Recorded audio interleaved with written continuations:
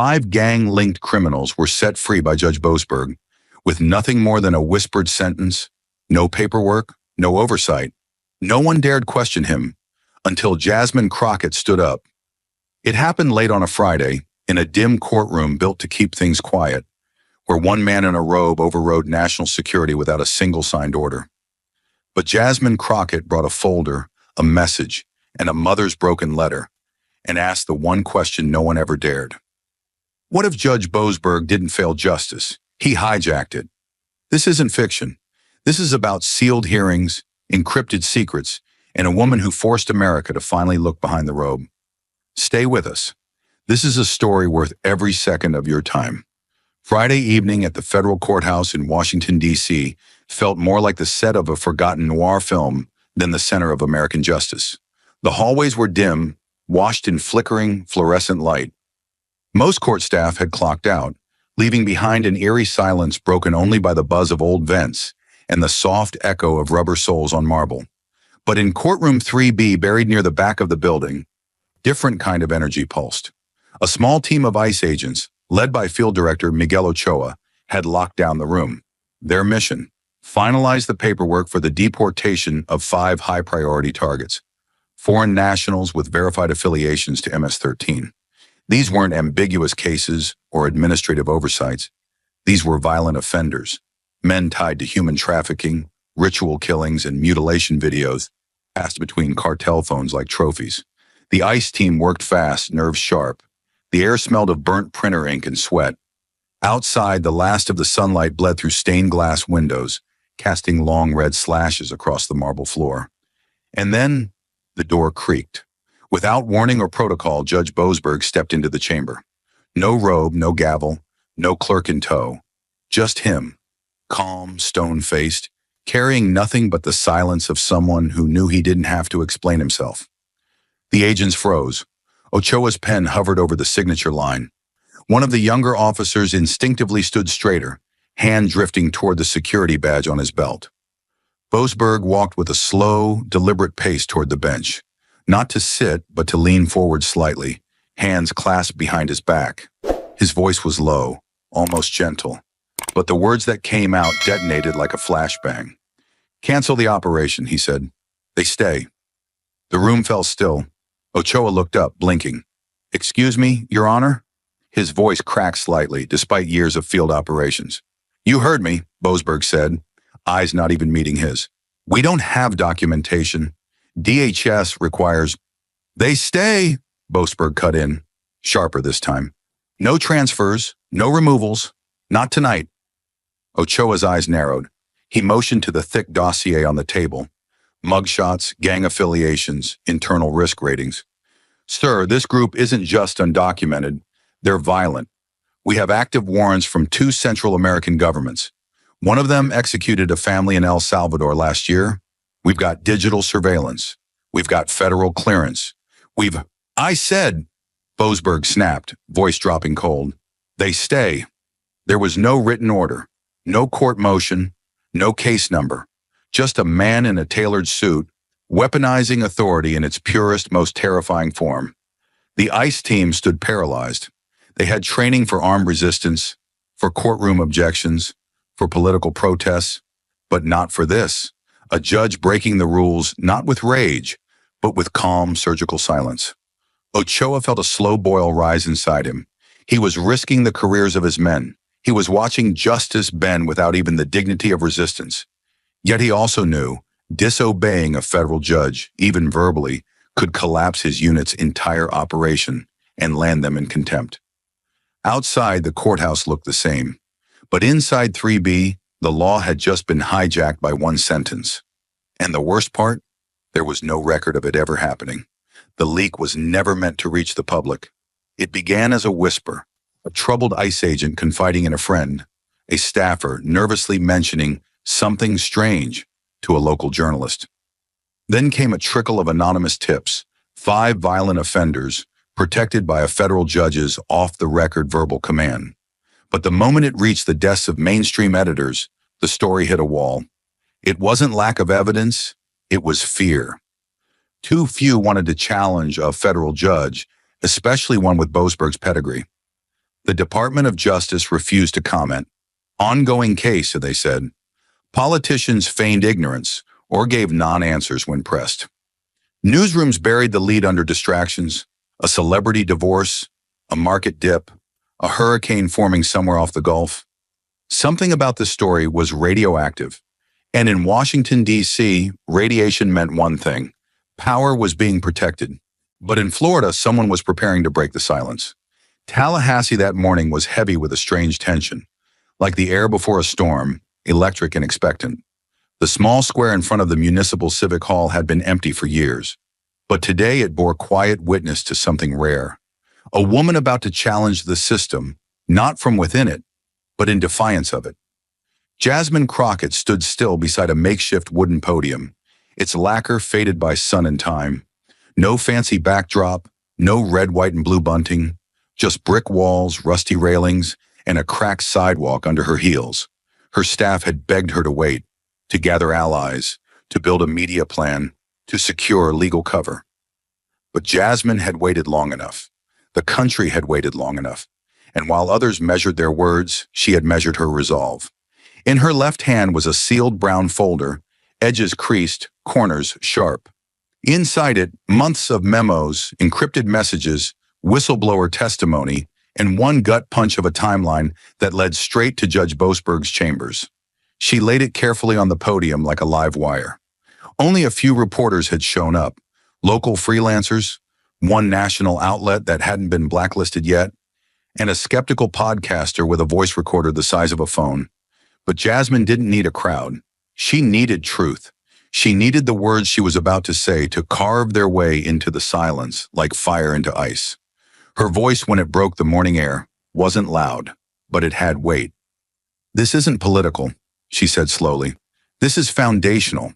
This is about what we're all told to believe in, that justice is blind, that no one is above the law, that the bench serves the Constitution, not itself. That trust has been shattered, and I intend to show you exactly how." A hush fell over the square, not from awe, but from gravity. She wasn't grandstanding. She wasn't spinning. She was delivering. The American flag above the building rattled in a gust, almost on cue. Jasmine's eyes scanned the sparse crowd, not for validation, but to make sure they were listening, because she was about to go after someone no one else dared name. A judge who didn't just bend the law behind closed doors, but twisted it in plain sight, daring the world to stop him. Her tone sharpened like steel drawn across stone. "I'm naming the man behind the curtain, not because it's easy, but because the system has refused to. And that ends today." She paused, breathing in the heavy humidity, like a warrior steadying herself before battle. No notes, no teleprompter, just conviction. "You may not know his name," she said, "but you've felt his power. You've seen the chaos that comes when decisions are made in shadows and enforced by fear."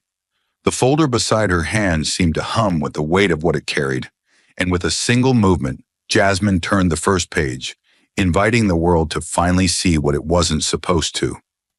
Funhai. The room had once been a city council hearing chamber, now converted temporarily into a press staging area.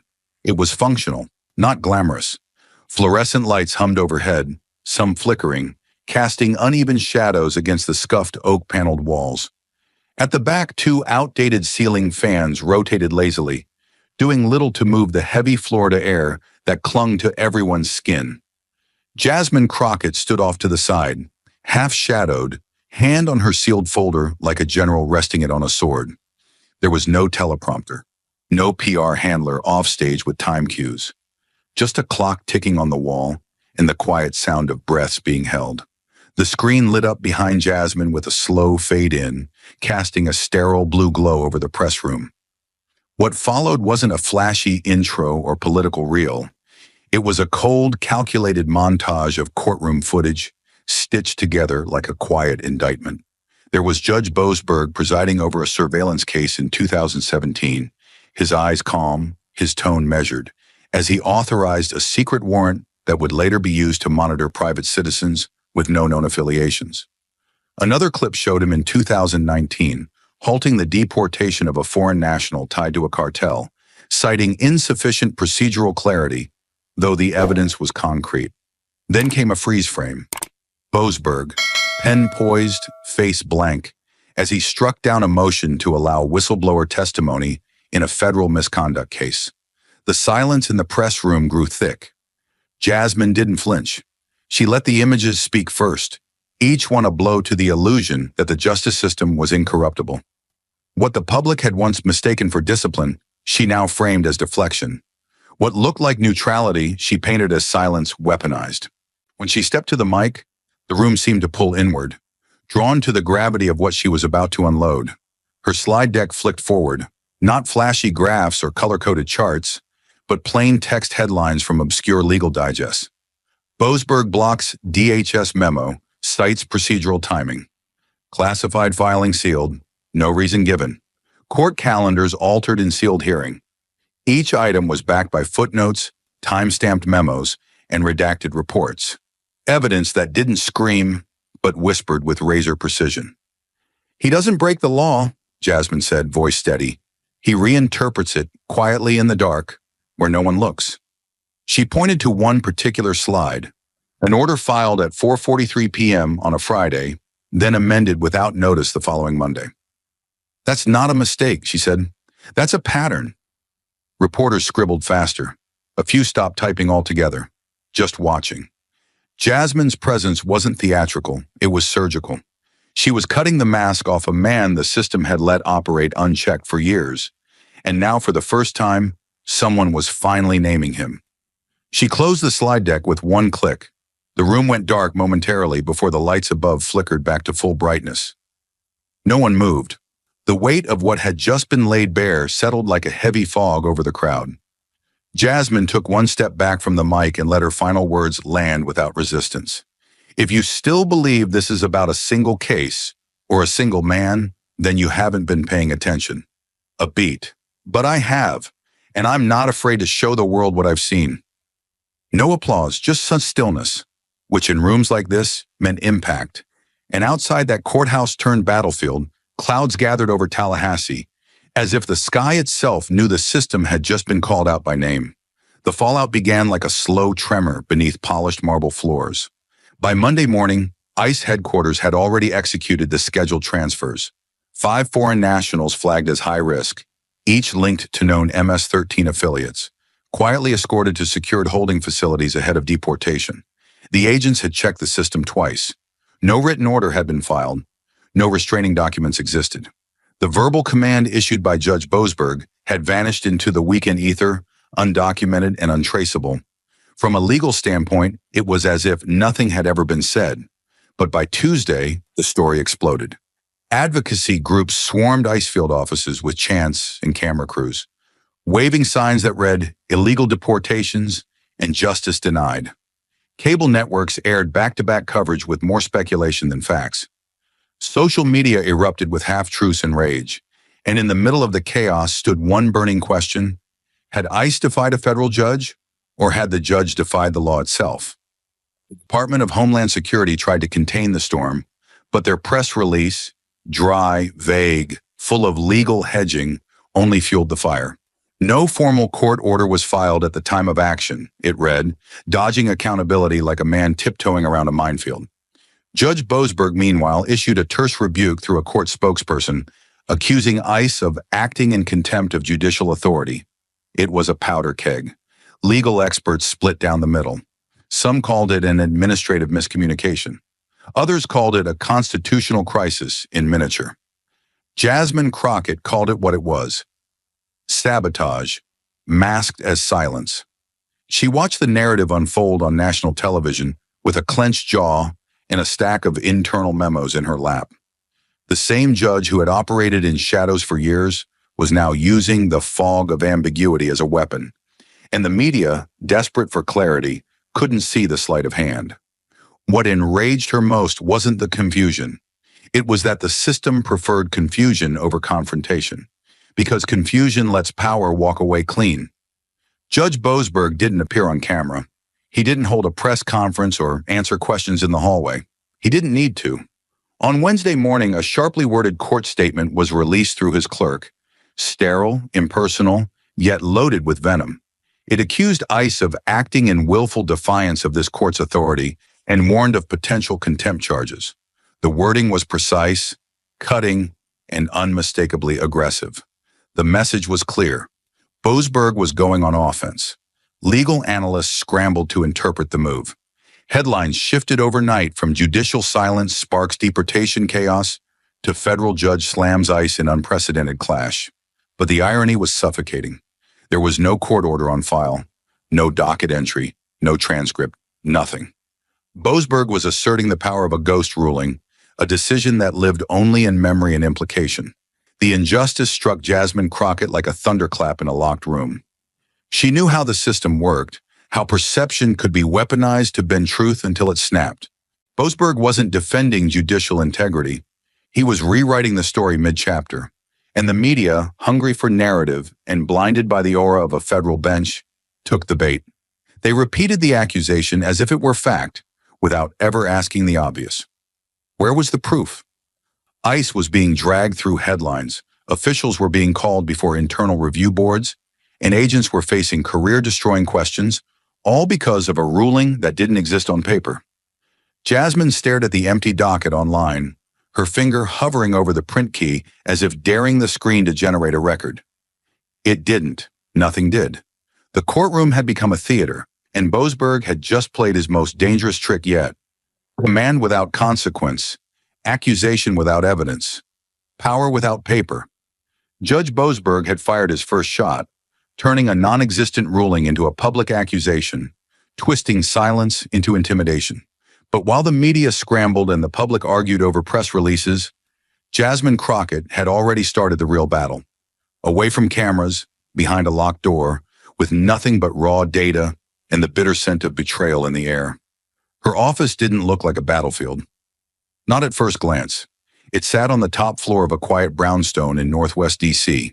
Its blinds always drawn, the entry protected by a biometric lock and a silent alarm system. But inside it pulsed with intensity. The lights were low and warm, casting amber shadows across the walls, which were plastered edge to edge with documents. Court filings, redacted memos, call logs, and satellite maps. All tacked up like pieces of a puzzle no one else had even realized was missing. A corkboard on the far wall was strung with red thread, connecting names to dates, rulings to encrypted messages. The smell of burnt coffee lingered in the air, mixed with the sharper scent of laser toner and sweat. Jasmine stood at the head of a long wooden table, arms crossed, silent but coiled with purpose. This wasn't a workspace. It was an operations center, and tonight it was alive. Seated at the table were 4 members of her investigative unit, each hand-picked, each sworn to silence. Across from them sat the guest of the night, a former federal court clerk, mid-30s, nervous, his fingers drumming against the paper cup in his hand. His eyes flicked from one face to another, then landed on Jasmine, unblinking, unreadable. "We weren't supposed to talk about it," he said quietly. No one was. He reached into his satchel and pulled out a printed email thread, internal messages referencing undocumented case schedule changes sent through encrypted signal accounts between Boasberg and 2 unnamed aides. Jasmine's tech lead, a former cybersecurity analyst, was already running the metadata against federal court calendars. The timestamps didn't just raise eyebrows, they detonated red flags. Entire hearings had been rescheduled off record. Memos approving continuances had no official filing. Courtroom doors were locked during open sessions. This wasn't incompetence, it was architecture. Jasmine stepped forward and unrolled a set of timeline overlays. 3 different schedules, all allegedly for the same week, all with subtle differences. Some entries had been moved by an hour. Others had been erased entirely. "These don't align by accident," she muttered, her finger tracing the mismatches like wounds on a battlefield map. The whistleblower nodded grimly. It was always verbal. No audit trail. He made sure of that. On another screen, her analyst decrypted part of a signal chat log recovered from a secondary device. One line stood out like blood on snow. "Run it through 4B. He'll know what to do." 4B, Boasberg's internal designation on the system. Jasmine stared at it, her jaw tightening. He hadn't just bent the rules. He had customized the machinery to hide what he was doing. She turned away from the table, staring at the wall of names. Judges, aides, staffers, operatives. All people who had crossed paths with Boasberg's rulings over the years. Her eyes landed on 3 names circled in red. 2 were deceased. 1 had recently retired under health concerns. None of it was coincidence. Jasmine had been tracking these threads for months. Quietly, obsessively. Knowing that if she spoke too soon, the entire network would vanish like vapor. She'd known the risk, but now the pieces were falling into place. And for the first time, she had something more dangerous than suspicion. She had a pattern. And in Washington, patterns get people fired. Or worse. She had the messages, the mismatched logs, the clerk's whispered warnings. Jasmine didn't just suspect something anymore. She was staring straight at the architecture of manipulation. But the system hadn't played its last move. In fact, its boldest came next. A new case had landed on the federal docket, seemingly unrelated. But to Jasmine, it didn't smell like coincidence. It smelled like smoke from a fire someone desperately wanted hidden. In a quiet federal courtroom on the 3rd floor of a San Diego courthouse, a lawsuit barely registered on anyone's radar. It had been filed by a little-known transparency group, a case nicknamed Signalgate, alleging that several former federal officials had used encrypted apps like Signal to bypass traditional communication channels and coordinate national security decisions off record. The claims were explosive, but the coverage was non-existent. No news trucks outside, no journalists in the gallery, just a handful of attorneys, a sealed complaint, and a judge to be assigned. Then, with no formal trigger, Judge Boasberg took the case. He wasn't from the Ninth Circuit. He wasn't on rotation. He had no legal obligation to be anywhere near the proceeding, but somehow the assignment was accepted. Quietly, without hearing, without challenge. Boasberg's name appeared on the case file like a shadow settling into place. Jasmine's phone buzzed the moment her intel team flagged it. Her blood ran cold. She knew Boasberg had history with at least 2 defendants named in the preliminary discovery list. One was a former DHS policy chief who'd clerked under him. The other, a private contractor who'd once co-authored an intelligence brief Boasberg had personally cited in a prior ruling. The conflict wasn't just ethical, it was personal. And yet he offered no disclosure, no recusal, no transparency. Instead, he sealed the entire docket under the justification of national interest. Hearings were closed, witness names redacted. Schedules vanished from the court's online calendar. Even the room number changed without notice. The courtroom doors were locked before sunrise. No docket announcement, no press credentials accepted. By 8 a.m., federal marshals had already posted at both entrances to the San Diego courthouse's East Wing, quietly turning away anyone without a name on the internal list. A list no one outside the system had ever seen. The hearing room itself was darkened, blinds drawn tight, and observers' seats removed entirely. No journalists were allowed inside. No public transcript would be produced. The official reasoning cited matters of national security, but the reality was simpler. Truth had just been quarantined. Witness names were never released. The clerk's log, normally public record, was missing its signature page. Even the room number on the hallway placard had been taped over. Jasmine's request to monitor proceedings remotely as an independent legal observer was denied without explanation. Not delayed. Denied. Inside that room where accountability was supposed to unfold, silence reigned like law. Jasmine watched it all from 1,000 miles away, screens blinking with nothing, feeds showing static where justice should have played. She wasn't surprised. Boasberg had mastered this tactic, not the brute force of suppression, but the surgical precision of vanishing the process itself. She slammed her laptop shut and stared at the wall, where dozens of names, connected by red thread, looked back at her like ghosts. Every closed door felt like a warning. You don't belong here, and if you try to open it, we'll erase the fact that it was ever closed. This wasn't obstruction in the traditional sense. This was something far more insidious. This was control through invisibility. The air inside Jasmine's tech operations room was tense, still, and humming with focus. Rows of servers blinked softly against the walls, casting rhythmic flashes over whiteboards scrawled with timelines and case references. It was after 1 a.m., but no one had gone home. Jasmine stood near the back, arms folded, watching her team like a general over a battlefield map. At the center of it all sat Elias, her lead digital forensics analyst, his monitor awash in lines of decoded metadata pulled from a secure, court-issued device. It had taken them weeks of warrant work, subpoenas, and back-channel access to even touch this data. And now, with nothing but filtered keystrokes and computational muscle, Elias leaned back in his chair, face pale. "I've got something," he said, flat but not casual. Jasmine stepped forward slowly, every muscle tight. On screen, a single signal message appeared, decrypted and confirmed with timestamp data, origin path, and device credentials. It was short, director, and lethal. "Don't worry, Jay, we've got it covered." 9 words, but Jasmine felt her entire body freeze. Elias typed again, pulling the message header into full view. It had been sent 3 days before Judge Boasberg officially took over the Signalgate case, not by accident, but by design. The sender wasn't anonymous to them anymore. It was an internal court administrator, a scheduler who had top-tier access to federal bench assignments and clearance to coordinate judge transfers across jurisdictions. The sender in Boasberg had a long history, previously flagged in Jasmine's wall of interwoven connections. Phone records, off-record lunches, even a shared appearance at a classified DC roundtable 2 years earlier. But this message wasn't polite coordination, it was premeditation, a move made in the shadows before the legal game ever reached the board. Jasmine stared at the screen. Jay didn't need confirmation. Everyone in the room knew exactly who that was. It wasn't theory anymore. It wasn't inference.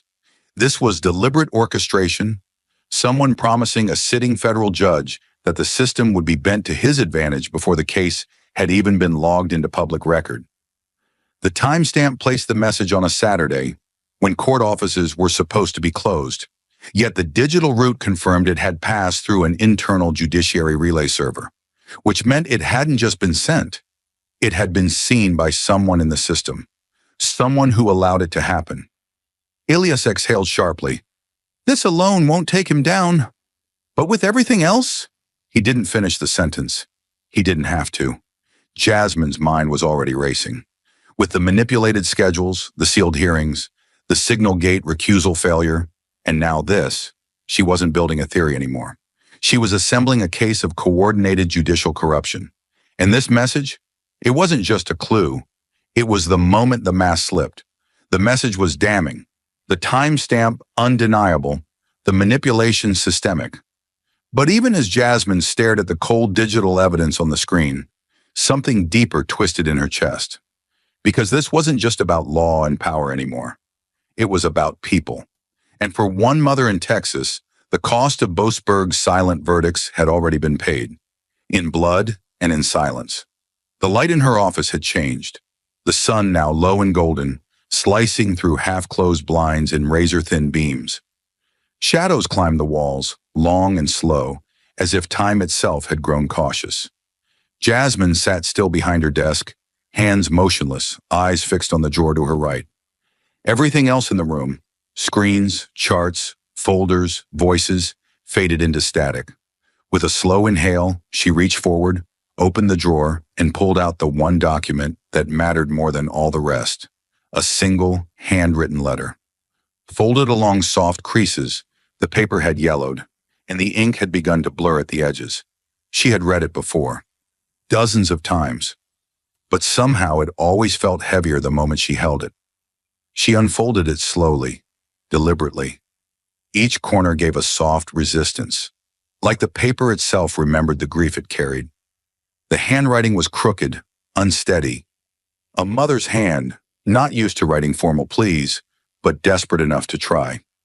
The first sentence was scrawled across the top in all caps, as if trying to shout through the silence, "Dear Ms. Crockett, I don't know who else to write to." Jasmine closed her eyes briefly. In her mind, the image came instantly. A kitchen in Corpus Christi, a dim bulb swaying above a scratch table. A woman with tired eyes and calloused fingers, clutching a pen like a lifeline, her face set with quiet anguish. Outside the window, the sound of distant freight trains. Inside, a folded photo of her son in uniform, placed neatly next to the letter. Her only son, a border agent, a man who'd stood between chaos and order until the system betrayed him. The letter continued, each word like a wound. He was ambushed during a routine sweep. 2 men, they were told, had already been removed from the country. But someone stopped the order. Someone overrode the paperwork. There's no official name, no record, just a whisper. Something about a judge. Jasmine felt her jaw lock. She didn't need to guess. She already knew. The 2 men in question had been among the 5 Boasberg halted with nothing but a verbal remark. No filing, no signature, no legal weight. Just a sentence, a breath. A decision made in the dark that bled into a mother's home in Texas and shattered a life. My son can't walk. His spine was severed. He served with honor. He followed every rule. And now he sits in silence. Because a man in a robe wouldn't show his face. Jasmine blinked, but her eyes burned. She read it again, slower, as if each word could sharpen her purpose. She had evidence. She had proof of judicial misconduct. But this was something else entirely. This was the cost of silence. The human fallout of power abused behind closed doors. And it wasn't some abstract injustice anymore. It had a name, a city, a mother, a photograph. She gently folded the letter again, not with detachment, but reverence. Her hand lingered on it as she placed it back in the drawer. Its edges now as much a part of her war as any file or encrypted log. Jasmine didn't speak. She didn't have to. In that moment, something inside her solidified. Not anger, but certainty. This wasn't about winning a political fight or exposing a corrupt official for the evening news cycle. This was about making sure no one else ever had to write a letter like that again. And as the last strip of daylight vanished from her window, Jasmine leaned forward, lit the screen in front of her once more, and whispered, more to herself than anyone else. You hurt the wrong family, Judge. You buried the wrong truth. Then she picked up the phone and made the first call that would change everything. The letter stayed in the drawer, but its weight never left Jasmine's chest. She had seen enough corruption to grow numb, but this wasn't paperwork anymore. It was paralysis. It was a mother's grief buried beneath a judge's silence. And Jasmine Crockett knew exactly what came next. This wasn't the time for outrage. It was time to aim, because now the system wasn't just protecting Boasberg. It was conspiring to keep him untouchable, and she was going to drag it into the light. The secure conference room in Jasmine's Washington office was dead silent, except for the soft, deliberate hum of encrypted projectors and the distant tick of a digital wall clock counting down minutes like a bomb. 5 of her most trusted advisors sat around the matte black table, their eyes locked on the screen at the far end of the room. Behind them, reinforced windows blocked out the city noise. Inside, it felt like a war room on the edge of a battlefield. Jasmine stood, laser pointer in hand, her face tight with restrained fire. On screen, a composite of every thread they'd pulled so far. One image bled into the next, the decrypted signal message, court calendars altered off record, witness lists sealed without legal basis, anonymous whistleblower memos confirming internal tampering. The evidence wasn't just compelling, it was coordinated. She moved to the center of the room, pointer hovering over a timeline that spanned 3 months and 10 key rulings. Each entry was color-coded, blue for irregular filings, red for unauthorized edits, yellow for verbal directives that left no paper trail. This is not judicial discretion, she said firmly. This is tactical sabotage, deliberate, patterned, systemic. One advisor, a former DOJ litigator, leaned forward, eyes narrowing. Even with all this, you're not just going after a corrupt judge. You're going after the system that protected him. Jasmine nodded without hesitation. Exactly, and I want them to feel it. The screen flipped to a web of interconnected nodes. Judge Boasberg in the center, connected to senior aides, past clerks, outside legal consultants, and a federal case scheduler flagged in the signal message metadata. They knew what they were doing, Jasmine said. They chose secrecy over process, proximity over principle. She tapped another button. More files open, subpoena requests pre-blocked before filing, sealed orders issued retroactively, clerks reassigned without explanation. It was a roadmap of corruption disguised as formality. One advisor exhaled slowly. This will blow open not just his courtroom, but others. Judges will circle the wagons. Political blowback will be brutal. Jasmine turned, her voice low but lethal. Let them circle. I want every single one of them on the record, either defending justice or defending a lie. No one spoke for a beat. Then the oldest voice in the room, former federal prosecutor, 30 years on the inside, finally said it aloud. This is how the whole machine breaks. Jasmine nodded once, cold steel in her stare. Good, she said, because maybe it's time we stop pretending the machine still works. Jasmine rose from her chair with slow finality, as if something inside her had just snapped into alignment. Righteous fury meeting absolute clarity. The hum of machines faded beneath the weight of her words. We've waited long enough, she said, her voice steady but coiled like a storm waiting to break.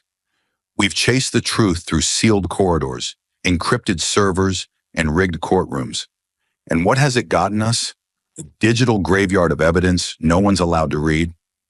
Her fist tightened at her sides. I'm not going to let this become another classified scandal buried under a 1,000-page report no one reads until it's too late. She turned to face her team fully.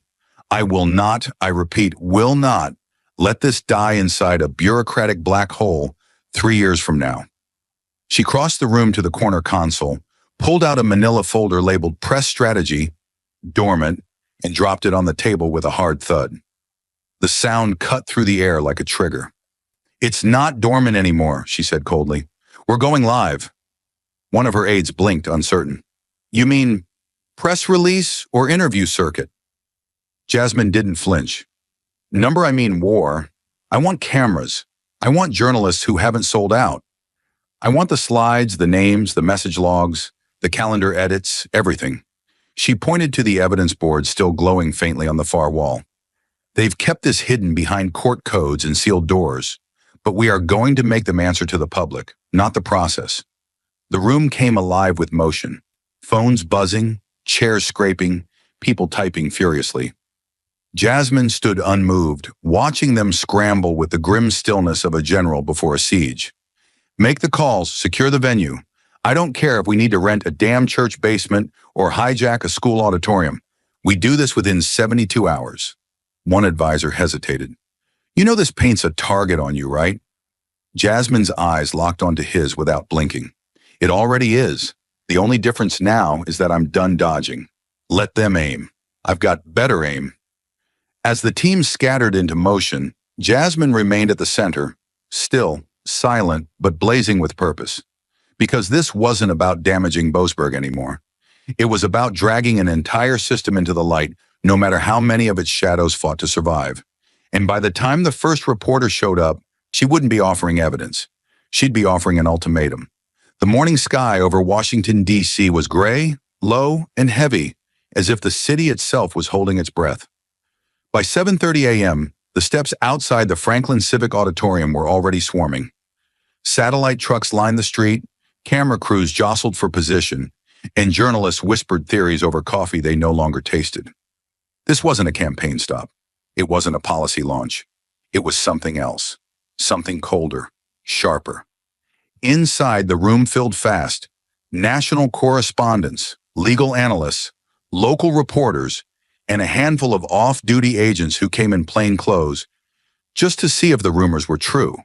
The stage was modest. No flags, no polished backdrop. Just a narrow riser, a battered wooden podium, and a plain table behind it holding one thing. A sealed, overstuffed brown folder with a black binder clip holding it together like a pressure lock. The lights dimmed, microphones flicked on, and then Jasmine Crockett walked out. No entourage, no notes in hand, just steady footsteps and the file under her arm. The flash bulbs went off immediately, flickering like lightning across her face, catching every sharp angle of determination carved into it. She wore no political pin, no party colors, just a plain dark suit and the look of someone who had run out of patience and found purpose instead. She reached the podium, placed the folder on it with a thud that sounded like a gavel strike, and let the silence hold for 3 full seconds before she spoke. This file weighs just over 7 pounds. That's 7 pounds of sealed memos, suppressed communications, falsified court schedules, and one encrypted message that broke it all open. What's inside here was never supposed to be public. That's exactly why I'm making it public. Murmurs rippled through the crowd, but no one interrupted. Not yet. She opened the folder slightly, just enough to reveal the redacted headers of federal case logs and internal judiciary communications. Her finger tapped one document rhythmically, in time with her words. These aren't theories. These are records. These are the fingerprints of corruption, not from a politician, but from a judge. Her eyes cut through the rows of cameras. A man trusted with national security who used sealed hearings and procedural loopholes to protect allies, rewrite timelines, and hide behind laws he was sworn to uphold. She paused and let that settle. Somewhere in the back, a reporter audibly swallowed. Judge Boasberg didn't just manipulate the system. He was the system. And when that wasn't enough, he sealed the exits. No recusal, no accountability, no transparency, just closed doors and silent rulings. And no one stopped him because no one had the proof. Jasmine held the folder up with both hands, arms steady, unshaking. Now we have it. She placed it back down, slower this time. There will be people who say this is political, that this is a stunt, but I've spent too long watching lives get crushed under the weight of sealed decisions and faceless power. This isn't politics, it's survival, and someone has to answer for it. The room had shifted now. Reporters weren't scribbling. They weren't blinking.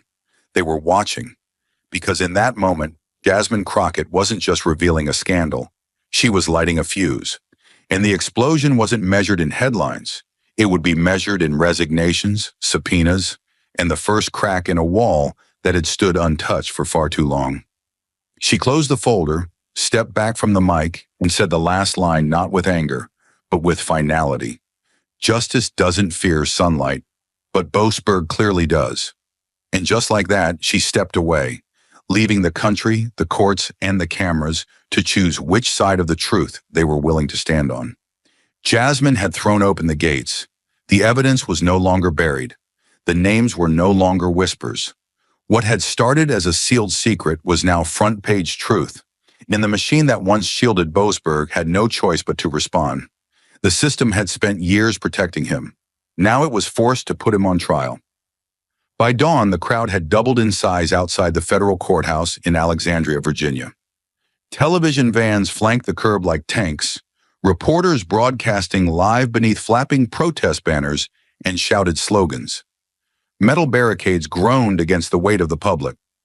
Citizens from both sides of the political spectrum pressed shoulder to shoulder, waving signs, holding photos, chanting names. Some came for Jasmine, others came for blood. And in between stood a line of federal marshals, stone-eyed and unmoved. The steps leading up to the courthouse had become a front line, not of violence, but of something heavier. National confrontation. And while the world watched the doors, Judge James Boasberg was already inside, escorted like a ghost through a back entrance, his face shielded, his posture tense. The corridor he walked was quiet, too quiet. Gray cement walls, emergency lights flickering overhead, a single line of guards at his back. He wasn't handcuffed, but he might as well have been. For the first time in decades, he was not in control. There were no chambers to retreat to, no robe to shield behind, no courtroom silence to command. Just a cold bench and a new seat, the defendant's. When he stepped into courtroom 2C, the buzz of 100 conversations snapped to silence. Every eye locked onto him, not as a jurist, but as the accused. The irony burned like acid. The same judge who had presided over national security cases in hushed rooms, who had sealed testimonies with a nod, now walked into a packed courtroom where nothing could be sealed and everything would be recorded. Boasberg didn't look at the gallery. He didn't glance at the media row. He sat down like a man bracing for impact, his jaw locked, his hands folded so tightly his knuckles had turned white. Across from him, federal prosecutors prepared their statements, but there was no need for theatrics. The documents spoke for themselves. The judge seated on the bench, a former colleague of Boasberg's, maintained a face of studied neutrality, but even he couldn't hide the weight of what was about to unfold.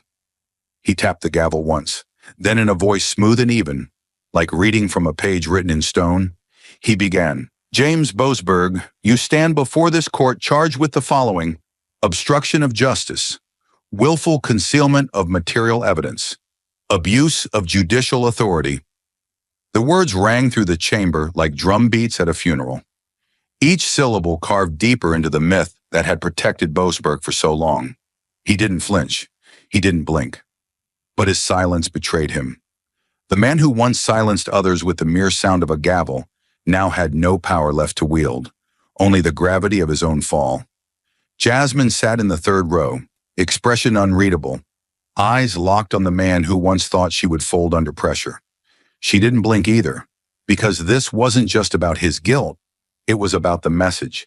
Even the untouchable can be held to account. Even the robe can be pierced. And in that moment, every breath in the courtroom felt like it might tip the balance of justice one way or the other. The courtroom was still when the sentence was read, but the silence didn't feel calm. It felt electric, like the few seconds before a lightning strike. Judge Boasberg sat at the defendant's table, his shoulders square but his face pale and hollow. Across from him, the presiding judge leaned forward, voice even, words sharp enough to cut glass. 15 years in federal prison, immediate termination from the bench, disbarment for life, and a full federal review of every national security case over which you presided. There was no gasp, no shout, just stillness, the stunned collective understanding that something historic had just happened. A federal judge had not only been tried, but convicted, sentenced, stripped down to nothing. Boasberg didn't react. He didn't look around. He didn't plead for leniency or give a defiant speech. He simply sat there, a man who had once wielded the full weight of American justice like a private weapon, now buried beneath it. His attorneys didn't comfort him. They packed up their notes quietly, mechanically, like men finishing a funeral. Behind them, a U.S. Marshal stepped forward.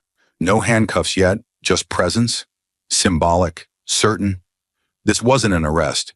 It was a transfer of power, from untouchable robe to numbered inmate. The gavel fell one last time. Not his, never again. The sound echoed through the chamber, not as punctuation, but as a reckoning. Boasberg was no longer judge, no longer your honor, no longer anything but a name that would stain every case file he had ever touched. Within hours, DOJ issued a formal memo to all federal courts. Suspend enforcement of any national security ruling previously issued by Boasberg, pending review. The list was long, the implications massive, every judgment he'd ever signed, now infected with doubt. He stood finally, escorted not by a clerk or an assistant, but by two silent marshals in gray jackets. Jasmine Crockett watched from the second row, arms crossed, chin high, eyes locked on the exit Boasberg passed through. No triumph on her face, no smile, just the cold, exact expression of someone who had fought to the last page of the law and won. And as the heavy side door swung closed behind him, no cameras, no audience, no legacy, only one truth remained. Justice had found him, and this time he couldn't seal it shut. The door had closed behind Boasberg, and with it, a chapter of American judicial history that would be studied, debated, and dissected for decades. But Jasmine Crockett didn't linger in the noise that followed. She didn't do victory laps on cable news. She turned down interviews, declined book deals, ignored pundits. Because she knew the real fight had never been about one man, it was about the silence that let him thrive. And the only way to truly break that silence was to make sure it never returned. The lecture hall was dimly lit, cool despite the Florida heat pressing in from outside. Fluorescent bulbs flickered softly above, and the quiet whir of an old ceiling fan filled the silence with a rhythm that was almost hypnotic. It was early, just after 8 a.m., and yet every seat in the room was filled, not because it was mandatory, but because word had spread. Jasmine Crockett wasn't here for a press tour. She wasn't here for applause. She had come for something that no subpoena could demand, attention from those who still had time to choose who they'd become. There were no microphones, no press passes, no cameras perched at the back, waiting to edit her into a soundbite. Just students, wide-eyed, sleep-deprived, some with notepads, others too locked in to write. Jasmine stood in front of a battered blackboard, wearing a dark blazer with the sleeves casually rolled to her elbows. No notes, no digital slides. Just chalk in her hand and a kind of presence that made the air feel thicker than it should have. She didn't clear her throat. She didn't ask for silence. She already had it. "Some people think justice happens in courtrooms," she said, voice low but clear. "But I'm here to tell you, it starts in rooms like this." She walked slowly across the front of the class, each step deliberate, measured. "You'll be told to follow precedent, to protect the institution, to play the game until it's your turn to make the rules." She stopped, turned, and met their eyes. But what if the game is broken? What if the precedent is the problem? A hand went up, but she didn't call on it yet. She let the question hang, let it hurt. "I spent a year digging through sealed files, encrypted messages, and buried truths. I saw how power protects itself, not through brute force, but by staying just quiet enough not to trigger alarm, by hiding behind tradition, behind robes, behind protocol." She turned to the blackboard and wrote slowly in block letters. "The law is not just a shield, it is a mirror." Then she dropped the chalk in the tray and faced them again. "And every time you look into it, you better ask yourself, are you reflecting justice? Or are you just polishing the frame?" There were no whispers now, not even fidgeting. Only breath. "Don't chase the headline," she said, softer this time. "Chase the truth, because if you don't, someone else will. And when they write the story, you won't recognize the ending." A pause, no theatrical smile, just stillness. And here's what they won't tell you in textbooks. Sometimes speaking the truth means standing alone. Sometimes it means breaking things that were never supposed to be touched. But if you're not willing to do that, then maybe you don't want justice. Maybe you just want proximity to it. A student in the front row, clearly shaken, whispered, "How did you know it was worth it?" Jasmine didn't blink. "Because I got to read a letter from a mother who no longer thought the law belonged to strangers in black robes. She believed, finally, that someone was listening." Then she stepped back, leaned against the edge of the desk, and looked at all of them. Not like a guest speaker, but like someone checking for signs of life. "So, what kind of lawyer are you going to be?" The fan kept spinning. The chalk dust settled, and no one said a word. Because Jasmine Crockett had just delivered the most important closing argument of her life. Not to a judge, but to the future. It didn't begin with a riot. There were no fires in the streets, no collapsing statues or burning gavels. It began with silence, but not the kind that once protected power. This silence was different. It was the kind that falls over a crowd when they realize the magician has no magic. When the curtain's been pulled and what's behind it is not a man of mystery, but a man of manipulation. The gavel had dropped on Boasberg's trial, but it didn't end there. His fall wasn't the final chapter. It was the first crack in a wall that had stood for far too long. And cracks, once they appear, have a tendency to spread. It started online. Quiet, almost invisible. A few anonymous accounts posting PDFs of sealed orders. Legal nerds on forums combing through footnotes of appellate decisions from 10 years ago. Someone on a law school subreddit posted a side-by-side docket comparison. Same day, same courtroom, 2 judges, only 1 hearing recorded. Then came the hashtags, who signed it sealed by silence. Judging the judges. At first, major outlets ignored it. It was procedural, esoteric, too technical to trend. But what they failed to understand was that Jasmine Crockett had taught the public one thing above all else. That the boring parts of the system, the ones hidden behind clerical jargon and legal Latin, were exactly where the power hid. And now the people were looking. Within weeks, a small team of investigative journalists launched a project called Black Robe Files, a database compiling judicial records, recusals, sealed rulings, and the frequency of unexplained calendar changes by federal judges. It was crowdsourced, unfunded, But it exploded. Law students from across the country began contributing voluntarily, cross-referencing public transcripts with redacted court logs, and uploading discrepancies by the hour. They found hearings that were scheduled but never happened. They found decisions issued without a hearing at all. They found names of defendants whose court records vanished post-sentencing. They found patterns. And the more they found, the more questions followed. A junior senator from Oregon gave a speech on the Senate floor demanding an independent commission to audit closed federal cases from the last 2 decades. His colleagues laughed until a whistleblower came forward from the Fourth Circuit, confirming a culture of strategic sealing to avoid political blowback on high-risk cases. That laughter stopped immediately. Suddenly, oversight wasn't just a soundbite, it was an inevitability. Then came the journalists. A Pulitzer-winning reporter released a 2-part exposé titled The Hidden Docket, which focused on a single immigration case from 2016 where a woman was deported under the order of a judge who, the report revealed, never actually presided over the hearing. He'd signed the order remotely while vacationing in Bermuda. His signature was digitally applied by an aide who later became his law clerk. The judge declined to comment. 2 weeks later, he quietly announced early retirement for health reasons. Meanwhile, in classrooms, something changed. Law professors began rewriting syllabi. No longer were lectures confined to case law as it appeared in textbooks. Now they brought real court dockets onto the screen.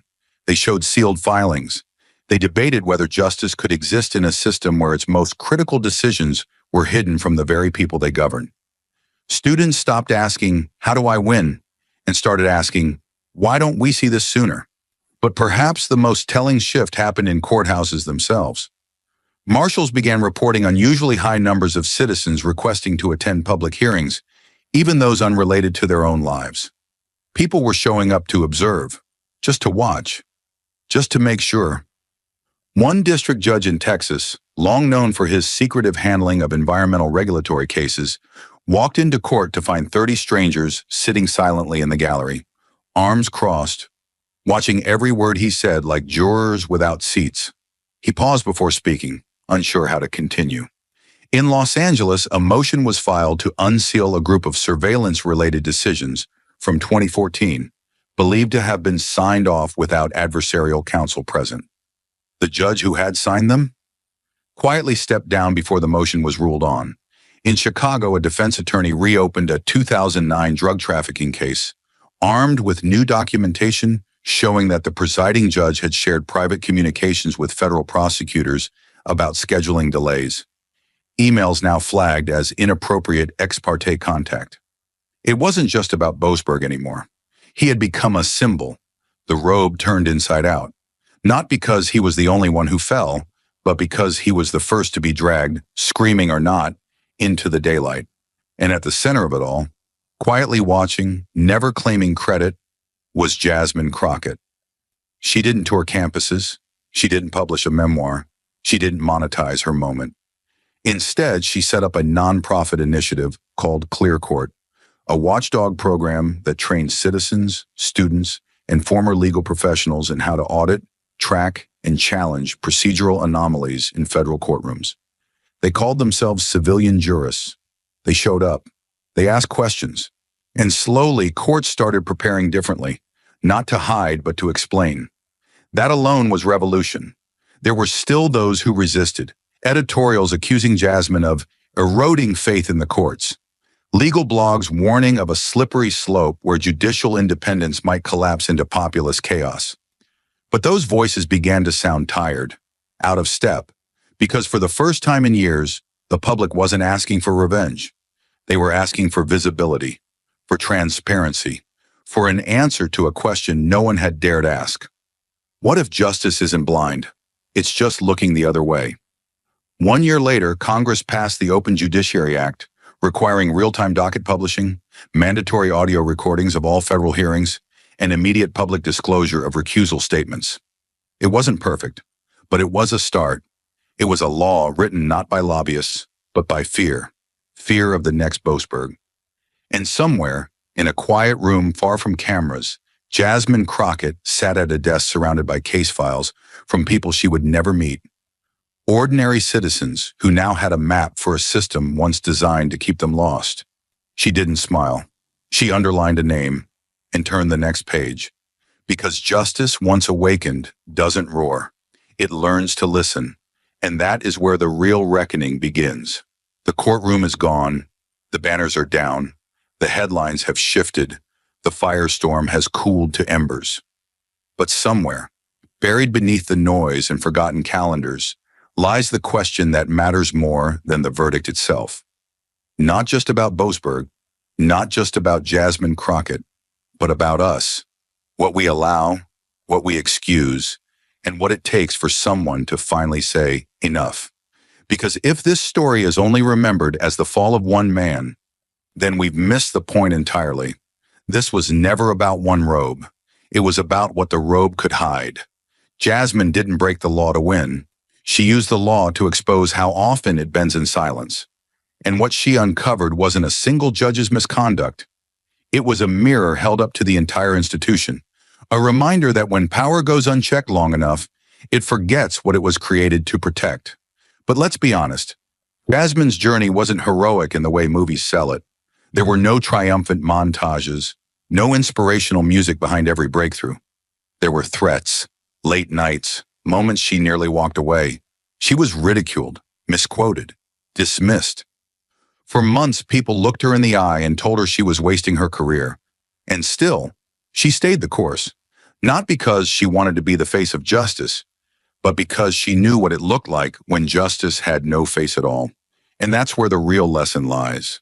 Because for all the courtroom drama, encrypted messages, and media chaos, this story boils down to one unshakable truth. Systems don't rot all at once. They decay in silence. They degrade in the quiet compromise, the overlooked memo, the verbal order never challenged, the hearing rescheduled just for efficiency. The moment a judge decides that process is an inconvenience instead of a promise. And unless someone speaks up, unless someone shines a light into those cracks, the damage becomes permanent. Jasmine wasn't just speaking for herself. She was speaking for everyone who had ever stood on the wrong side of a bench and wondered if anyone in that courtroom was truly listening. For every mother who lost a son to a decision she was never allowed to read. For every agent told to follow orders, even when the orders were built in shadows. For every citizen who believed in justice until it disappeared behind redactions in legalese. Her courage wasn't loud, it wasn't dramatic, it was patient, calculated, surgical. Because real accountability doesn't arrive like a firework. It arrives like a scalpel. And it cuts deep. But here's the part most people will forget. Jasmine never wanted to destroy the system. She wanted to remind it of what it promised to be. She didn't swing a hammer. She held up a mirror. And for the first time in years, the system had no choice but to look. It flinched, it fought, but it looked. And that changes everything. Because from that moment forward, silence was no longer an excuse. Ignorance was no longer a shield. People started asking questions they'd been trained not to ask. Who signed this? Who sealed that? Why wasn't this hearing public?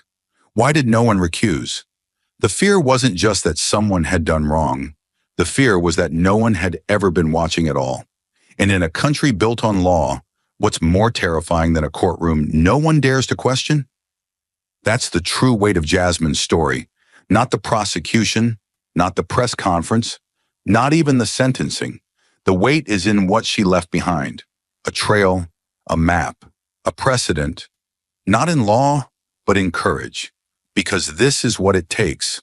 Someone willing to be hated, to be misunderstood, to risk everything for a truth that might never make the front page. And do it anyway. She didn't do it for applause. She didn't do it for headlines. She did it because she couldn't sleep knowing that a man who weaponized the law still wore the robe of justice. So what now? That's the question. What happens when the story ends but the system remains? When the first name falls but 100 others stand behind it? Jasmine gave us the opening. The rest? That's on us. It's on every law student who steps into their first ethics seminar and dares to ask the question that makes the professor uncomfortable. It's on every journalist who digs one layer deeper even when the story's gone cold. It's on every citizen who shows up to an open hearing, not to shout, not to record, but just to watch, because watching is no longer optional. And most of all, it's on us to remember. The most dangerous silence is the one that sounds like routine. If we don't question sealed doors, they never open. If we don't track the hands behind the rulings stop serving us. If we don't shine a light, the shadows win. But if we do, if we dare to press, to probe, to disrupt the illusion that justice flows on autopilot, we do more than honor Jasmine Crockett's fight. We continue it, because the law at its best is not a fortress. It's not sacred stone. It's not above us. It's a contract. One that only survives if we, the people it's supposed to protect, have the courage to keep reading it out loud. And if we don't, someone else will write our version of the truth, and they won't get it right. Thank you for watching until this moment and for standing with us on this journey for justice. Your support means everything. Like, subscribe, and turn on notifications so you never miss what's next. And we'd love to hear your thoughts. Leave a comment below and let us know what moved you most in this story. Together, our voices make a difference. Judge fined Jasmine Crockett $500 for being late, only to discover she's a legal genius. Jasmine Crockett's morning began with silent precision. She didn't perform confidence. She embodied it. Navy blazer, crisp white blouse, and sharp black slacks. Every detail deliberate. Hair tied back, banana and coffee in hand, she checked her docket. One minor case, one simple error. A billing dispute over her family's truck shop. Nothing big. She expected to be in and out in 15 minutes. She pulled into traffic as NPR murmured in the background, the BMW gliding past quiet streets. But Jasmine wasn't watching the town. Her mind was locked on the case. Documents memorized, invoices reviewed, every clause double-checked. She wasn't just prepared, she was ready to dismantle the dispute like a seasoned attorney, even if she'd never set foot in law school. But 10 minutes outside town, her car's Bluetooth lit up with a name she didn't expect to see before noon: Michael Reynolds. Her thumb tapped the screen. "Jasmine, it's bad," Michael said, his voice clipped. "The Gulf of America decree is spiraling. We're 5 headlines deep and getting torched from both sides. I need you on this now." She blinked hard. That name, Gulf of America, was trouble from the start. Renaming the Gulf of Mexico had been a political landmine, and she had warned them. But now it was her job to contain the fallout. "How fast?" she asked. "I need a legal forward media response in 45 minutes, Michael snapped. "And Jasmine, don't miss. This is going global." The line clicked off before she could answer. Her hands tightened around the wheel. She glanced at the time. Court was set for 9:30. She had 25 minutes. Not enough for both. Not safely, not cleanly. But she didn't hesitate. She made a hard right onto a side street, pulled into the lot of an empty cafe, and killed the engine. The laptop came out like a weapon. She connected to her hotspot, cracked open the decree, scanned the backlash, and started writing. Her fingers moved fast. Faster. Pulling from legal briefs she'd memorized, constitutional phrasing she'd internalized, First Amendment case law she'd cross-referenced at 2 a.m., just in case moments like this ever came. Her mind fractured into 4 directions: media optics, legal precedent, tone calibration, and factual defense. And she juggled all of it with terrifying grace. The car around her was silent, a command center in motion. Minutes fell away like leaves. When she hit send, her wrists ached. She looked up. 9:41 a.m. Her heart stopped cold. The courthouse was 10 minutes away. She didn't scream. She didn't curse. She closed her laptop, tucked it away, put the car in drive, and moved. Her breath came short and shallow as her tires rolled over asphalt. She hated this, not because she was late, but because she knew how people like Grayson interpreted lateness when it came from people like her. He wouldn't see the hours she spent defending national policy. He wouldn't care that she just held the line for the president. No, all he'd see was a young black woman walking in late with a fancy title and a polished suit. And to men like him, that was a challenge, one he would want to punish. She parked with the engine still running, yanked the keys, and sprinted up the steps. Her court file was under her arm, her phone buzzing in her pocket. A single message from Michael flashed on screen. That was perfect. Nailed it. Jasmine didn't smile. She pushed the courtroom doors open with the quiet dread of someone who knew she was walking into a trap she didn't set, but would still be blamed for. She was 15 minutes late, and it was about to cost her far more than $500. It was about to cost someone their illusion of untouchable power. Judge Edward Grayson had presided over Plesto Municipal Court for nearly 3 decades, and not once had he considered himself anything less than the embodiment of order. At 62, his black robe hung from his shoulders like armor, his silver-rimmed glasses positioned with militaristic precision on the bridge of his nose. He didn't just run his courtroom, he ruled it. Every morning, he arrived precisely at 8:45, sipped a cup of black coffee without sugar, and mentally cataloged the day's docket as if preparing for war. He was old school to the bone. Punctuality was sacred, decorum was non-negotiable, and power belonged to those who had earned it, or in his eyes looked like they had. Youth, unreliable, women, emotional, outsiders with too much ambition, dangerous. He never said those things aloud, of course. He didn't have to. His tone, his sentencing patterns, his habit of cutting off certain defendants mid-sentence, they all said it for him. That morning, the courtroom hummed with its usual rhythm. A low murmur of voices rose and fell like waves against wood-paneled walls. A man in a tailored gray suit had arrived late, 11 minutes by the court clock, but Grayson waved it off with a curt nod. "Mr. Langston, you're on time enough." Moments later, a middle-aged woman slipped in behind him, breathing heavily and clearly flustered. No fine, no lecture, just a tired sigh from the bench and the flipping of a page. Grayson was efficient, if nothing else. He liked to keep the docket moving. But then the double doors creaked open again, and Jasmine Crockett stepped inside. She didn't stumble. She didn't rush. She entered like she owned the moment, not out of arrogance, but out of quiet necessity. Her eyes scanned the room with precision, landing on the bailiff, then the clerk, then the judge himself. She moved with the confidence of someone used to high-stakes rooms. But this wasn't the White House press briefing room. This was Grayson's kingdom, and he didn't like uninvited royalty. He froze mid-sentence, silencing the defendant in front of him. His eyes locked onto Jasmine like a missile. "Miss Crockett," he said, voice slicing through the murmurs, "step forward, now." The room fell quiet. Chairs creaked as heads turned. Jasmine stepped to the podium, posture poised, briefcase firm in her grasp. Grayson's eyes narrowed. "Your hearing was scheduled for 9:30. It is now 9:51. His voice was ice wrapped in steel. "Do you believe your time is more important than the court's?" Jasmine opened her mouth to speak, but the judge raised his hand before she could utter a word. "Spare me the excuses. Traffic, emergencies, alarm clocks. I've heard them all. This court is not a flexible calendar. It is a courtroom." His gavel didn't drop yet, but it hovered like thunder waiting to strike. "Your attire suggests you understand professionalism. Your arrival suggests otherwise." She stood tall, meeting his glare without flinching.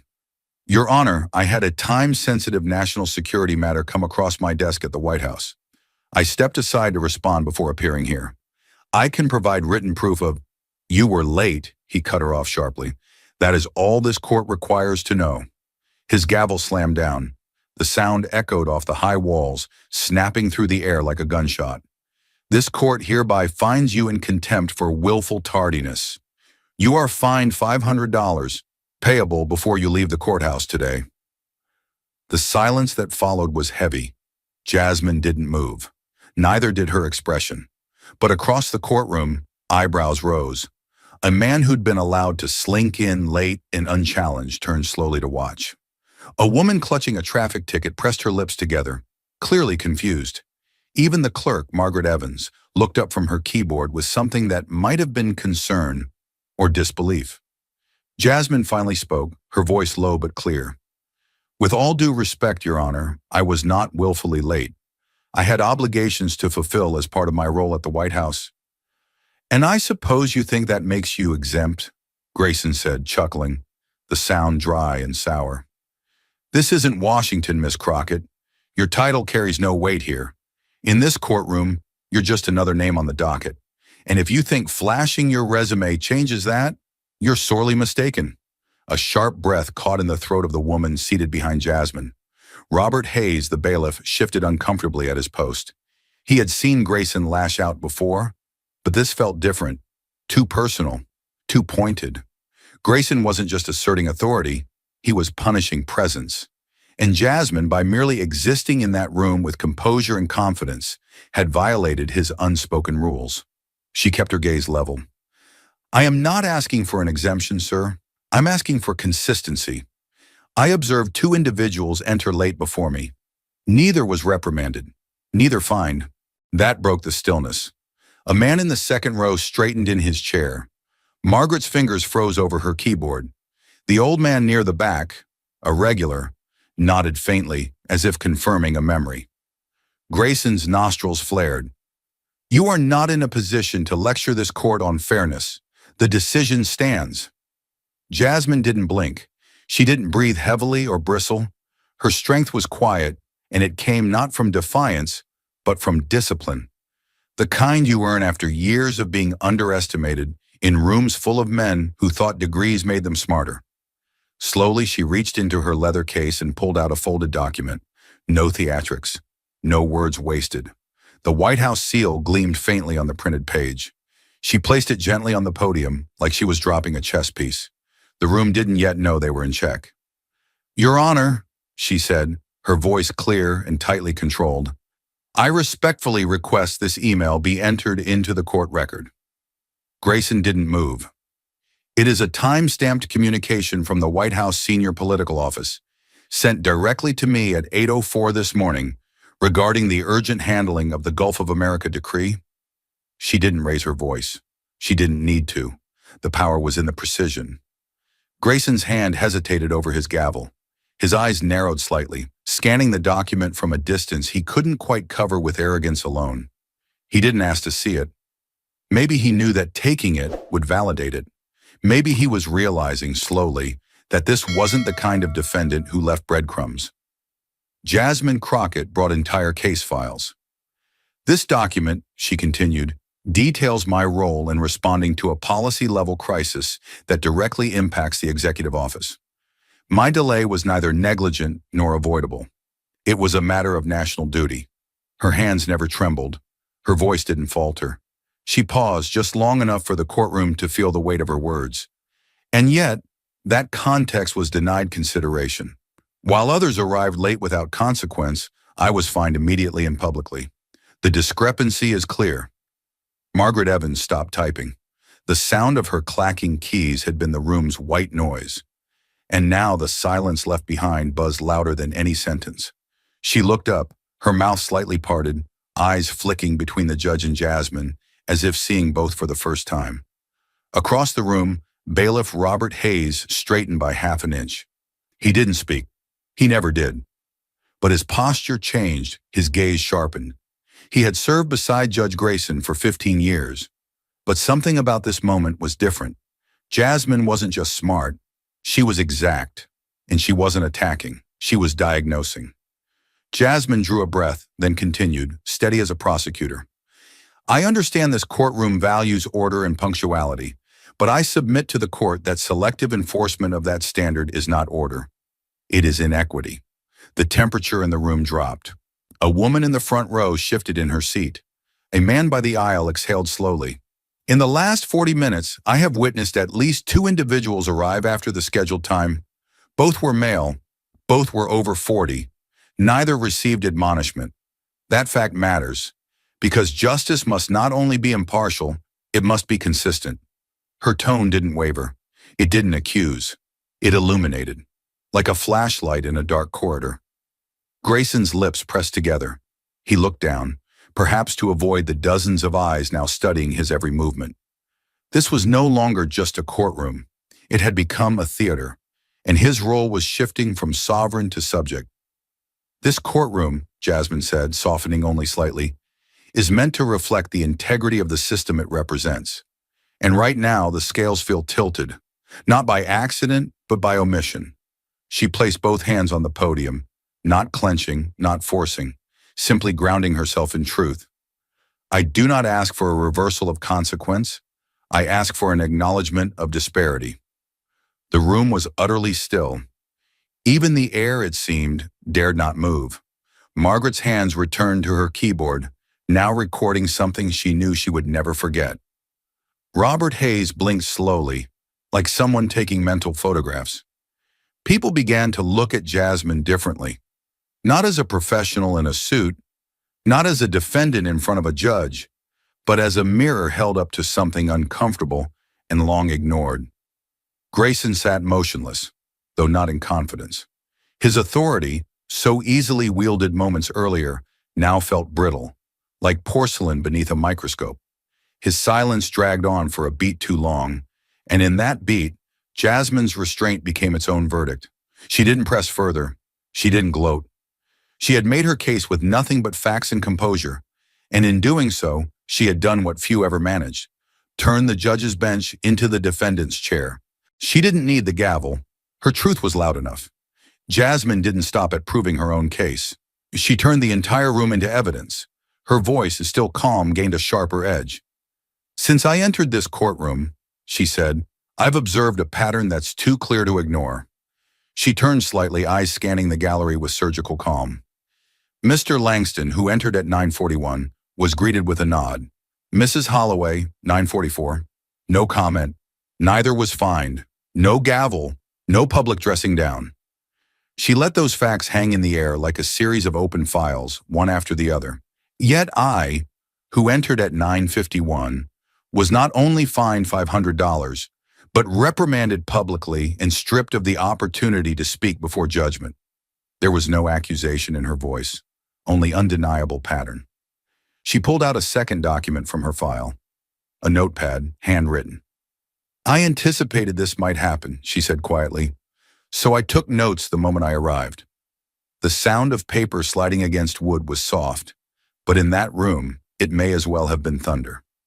"I noted timestamps, names, the judge's responses, or lack thereof, and the tone of voice applied in each case." Margaret Evans' eyes widened. She had seen lawyers flustered, arrogant, and argumentative. But this was control, pure surgical control. Jasmine wasn't reacting. She was documenting, like a journalist, like a prosecutor, like someone who knew exactly what she was doing. Robert Hayes, the bailiff, turned slightly toward the judge. Not a confrontation, just a shift, the kind that said, "You see this too, don't you?" Grayson's fingers tensed slightly on the bench, though he hadn't moved much in 5 minutes. His posture was still upright, but the authority had leaked out of it like air from a tire. Jasmine didn't need him to admit guilt. She only needed him to sit still while the room watched the imbalance unfold. Judge Grayson stared at her in silence, the edges of his authority beginning to curl like old paper near a flame. He had seen defendants try to explain themselves. He had heard excuses, heard anger, heard pleading. But this wasn't that. Jasmine wasn't explaining. She was dissecting, with names, times, tone of voice. She was presenting her case with the cold precision of someone who had lived under scrutiny long enough to memorize its patterns. Grayson glanced to his clerk, Margaret Evans, whose fingers hovered over the keyboard like she didn't know whether to type or listen, because this clearly wasn't in the script. He shifted in his seat, not much, just enough to betray the pressure building beneath the surface. He tried to reclaim the room with posture, but posture was not going to save him now. Not after the gallery had heard her list each instance of selective leniency, and then seen the contrast etched across her treatment like ink on parchment. He reached for the rim of his bench, fingers drumming once against the polished wood. A tick, a tell. He could see it now, the attention, the eyes. This was no longer a courtroom proceeding. This was exposure. "Miss Crockett," he finally said, voice thinner than before, "I believe we may have misjudged the circumstances of your arrival." Jasmine didn't blink. Grayson cleared his throat and continued, adding weight to his tone like he was trying to convince himself more than her. "I was unaware of your obligations this morning. That email, had it been brought to our attention earlier, certainly would have affected the court's response." His words were smoother now, practiced, diplomatic, but the tremor beneath them was unmistakable. The fine, the contempt citation, I'm prepared to rescind it.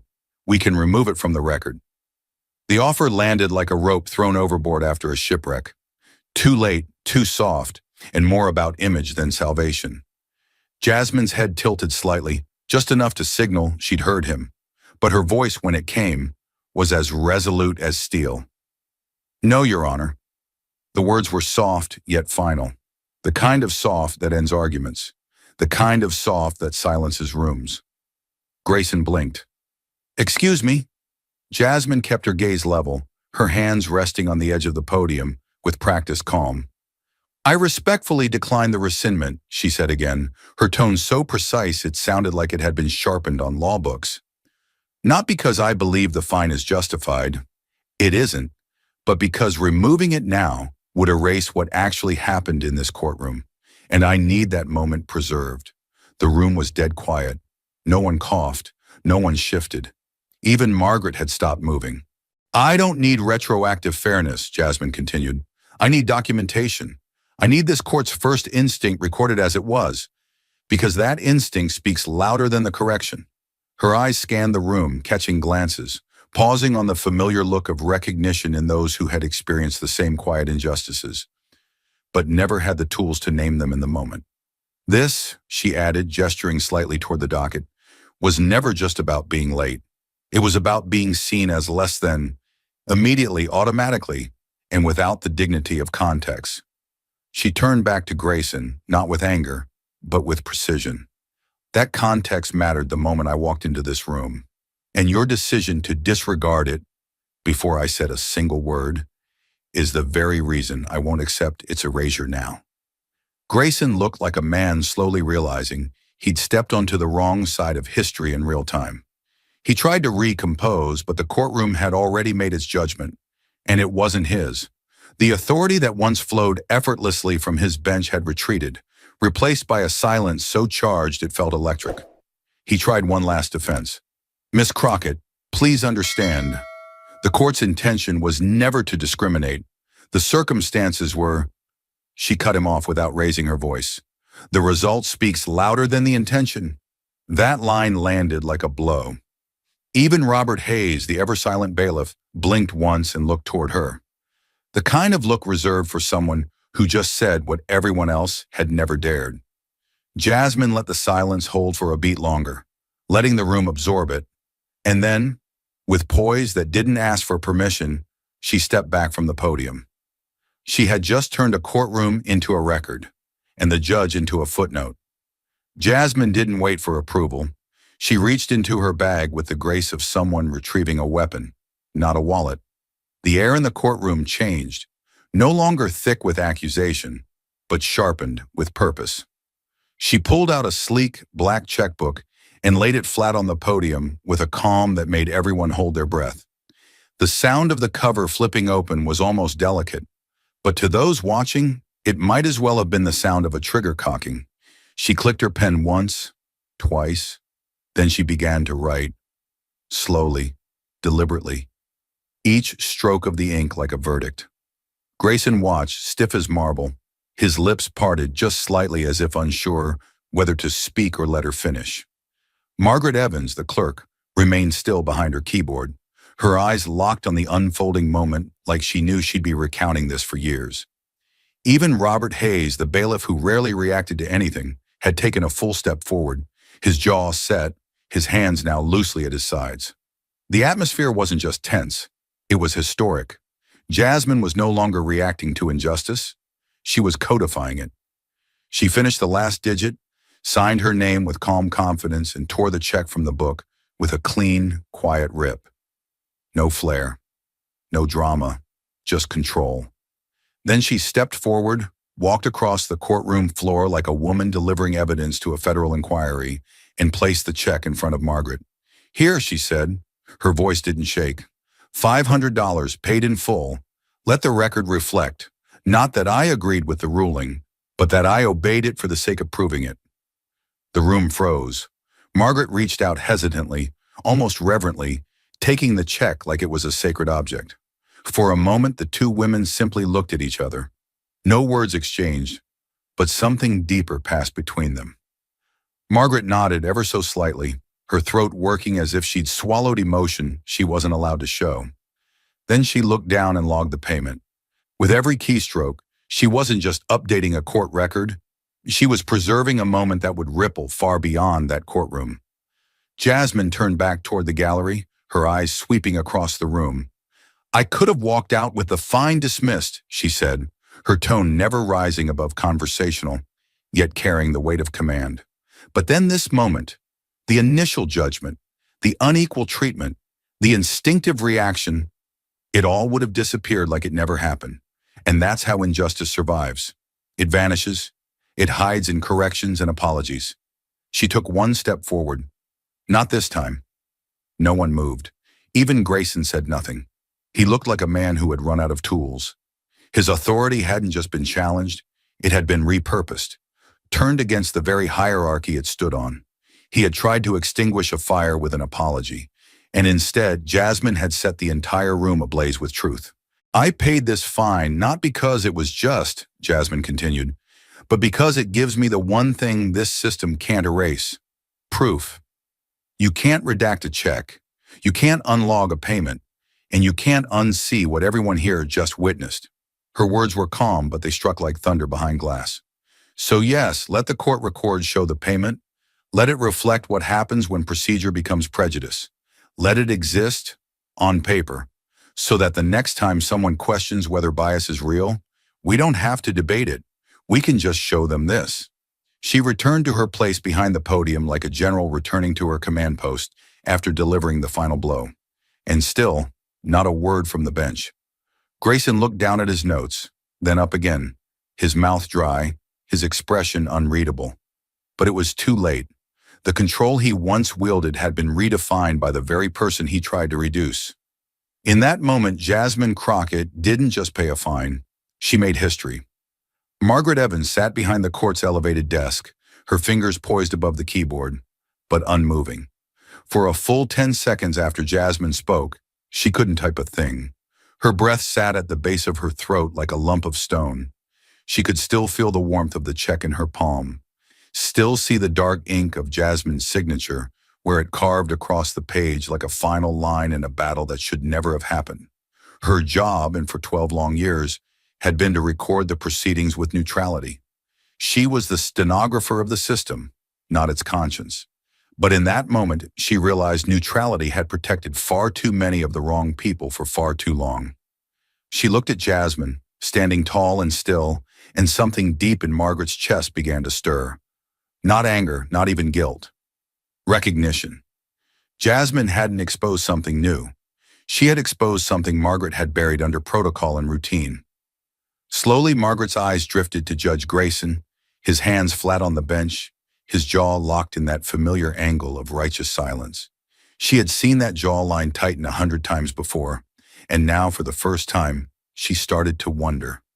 What had she missed? Or worse, what had she accepted? The memories began bleeding in like ink through parchment. A college student 2 years ago, 19, flustered, late because of a broken-down car. Grayson fined her $350 without letting her finish her sentence. She cried quietly while exiting the courtroom, clutching a traffic violation like it was a felony. No one blinked. A month after that, a man in a Brooks Brothers suit, easily late by 20 minutes, explained he'd been on a call with his firm. Grayson chuckled, waved it off. "Get that billable hour, son," he'd said. Margaret remembered typing those exact words, her fingers suddenly heavy on the keys. There was the pregnant woman who had asked to sit during testimony, and Grayson had refused, demanding she stand like everyone else. She'd gone pale, nearly collapsed. The judge never looked up from his file. Margaret had kept typing, because that's what she did. She typed, she documented, she didn't question. Until now. Now the weight of those keystrokes clawed their way back through her memory. Every uneven reprimand, every glance Grayson gave to a young man in a hoodie, suspicious before the boy had even spoken. Every second chance granted to men in ties, and every harsh warning given to women with trembling hands. She had sat in this seat through all of it. But Jasmine had shattered the illusion that it was just how courts worked. Margaret wasn't watching routine anymore. She was watching a pattern, and it had a name: injustice. Her hand trembled as she reached for the logbook tucked in her desk drawer. She hadn't touched it in months. Her personal ledger, where she jotted oddities too subtle for the official record. She hadn't planned to keep track of bias. She just noticed. A few lines at first, a questionable ruling, a difference in tone. But over time, the entries multiplied. They clustered. They told a story. One she had tried not to finish. She flipped through the pages now, her heart knocking against her ribs like fists on a locked door. June 2019, defendant, Black 22, fined $600 for lateness, no record of prior offense. October 2020, defendant, White, 48, arrived 14 minutes late, no fine. Judge apologized for tight schedule. April 2021, Latina defendant referred to as young lady 5 times. White male defendant, in next case addressed as sir. The patterns weren't theoretical. They were right there, in her handwriting, hidden in plain sight, ignored for the sake of continuity. Margaret looked back at Jasmine, still standing beneath the glow of courtroom lights. Now less a figure on trial and more a symbol forged in the furnace of quiet resistance. It hit her then, like a slap. Jasmine wasn't just demanding justice, she was demanding witnesses, and Margaret had been one all along. She closed the notebook softly, but something inside her had snapped open, and this time, she wasn't going to just type. She was going to speak. The courtroom hadn't emptied before the fire had already started. Somewhere near the back row, a law student named Kira, 23, glasses fogged from nerves, had recorded a few seconds of Jasmine's speech on silent mode, thumb trembling as she held her phone low beneath her coat. She hadn't meant to share it, not at first. But as she sat in the courthouse cafe moments later, watching the clip again, something inside her cracked. The steadiness of Jasmine's voice, the check placed on the podium, the quiet refusal to let injustice vanish unrecorded. It didn't feel like just a courtroom scene. It felt like a turning point. Her hands moved before she had time to doubt. Tweet posted. #LegalGenius. Subtext.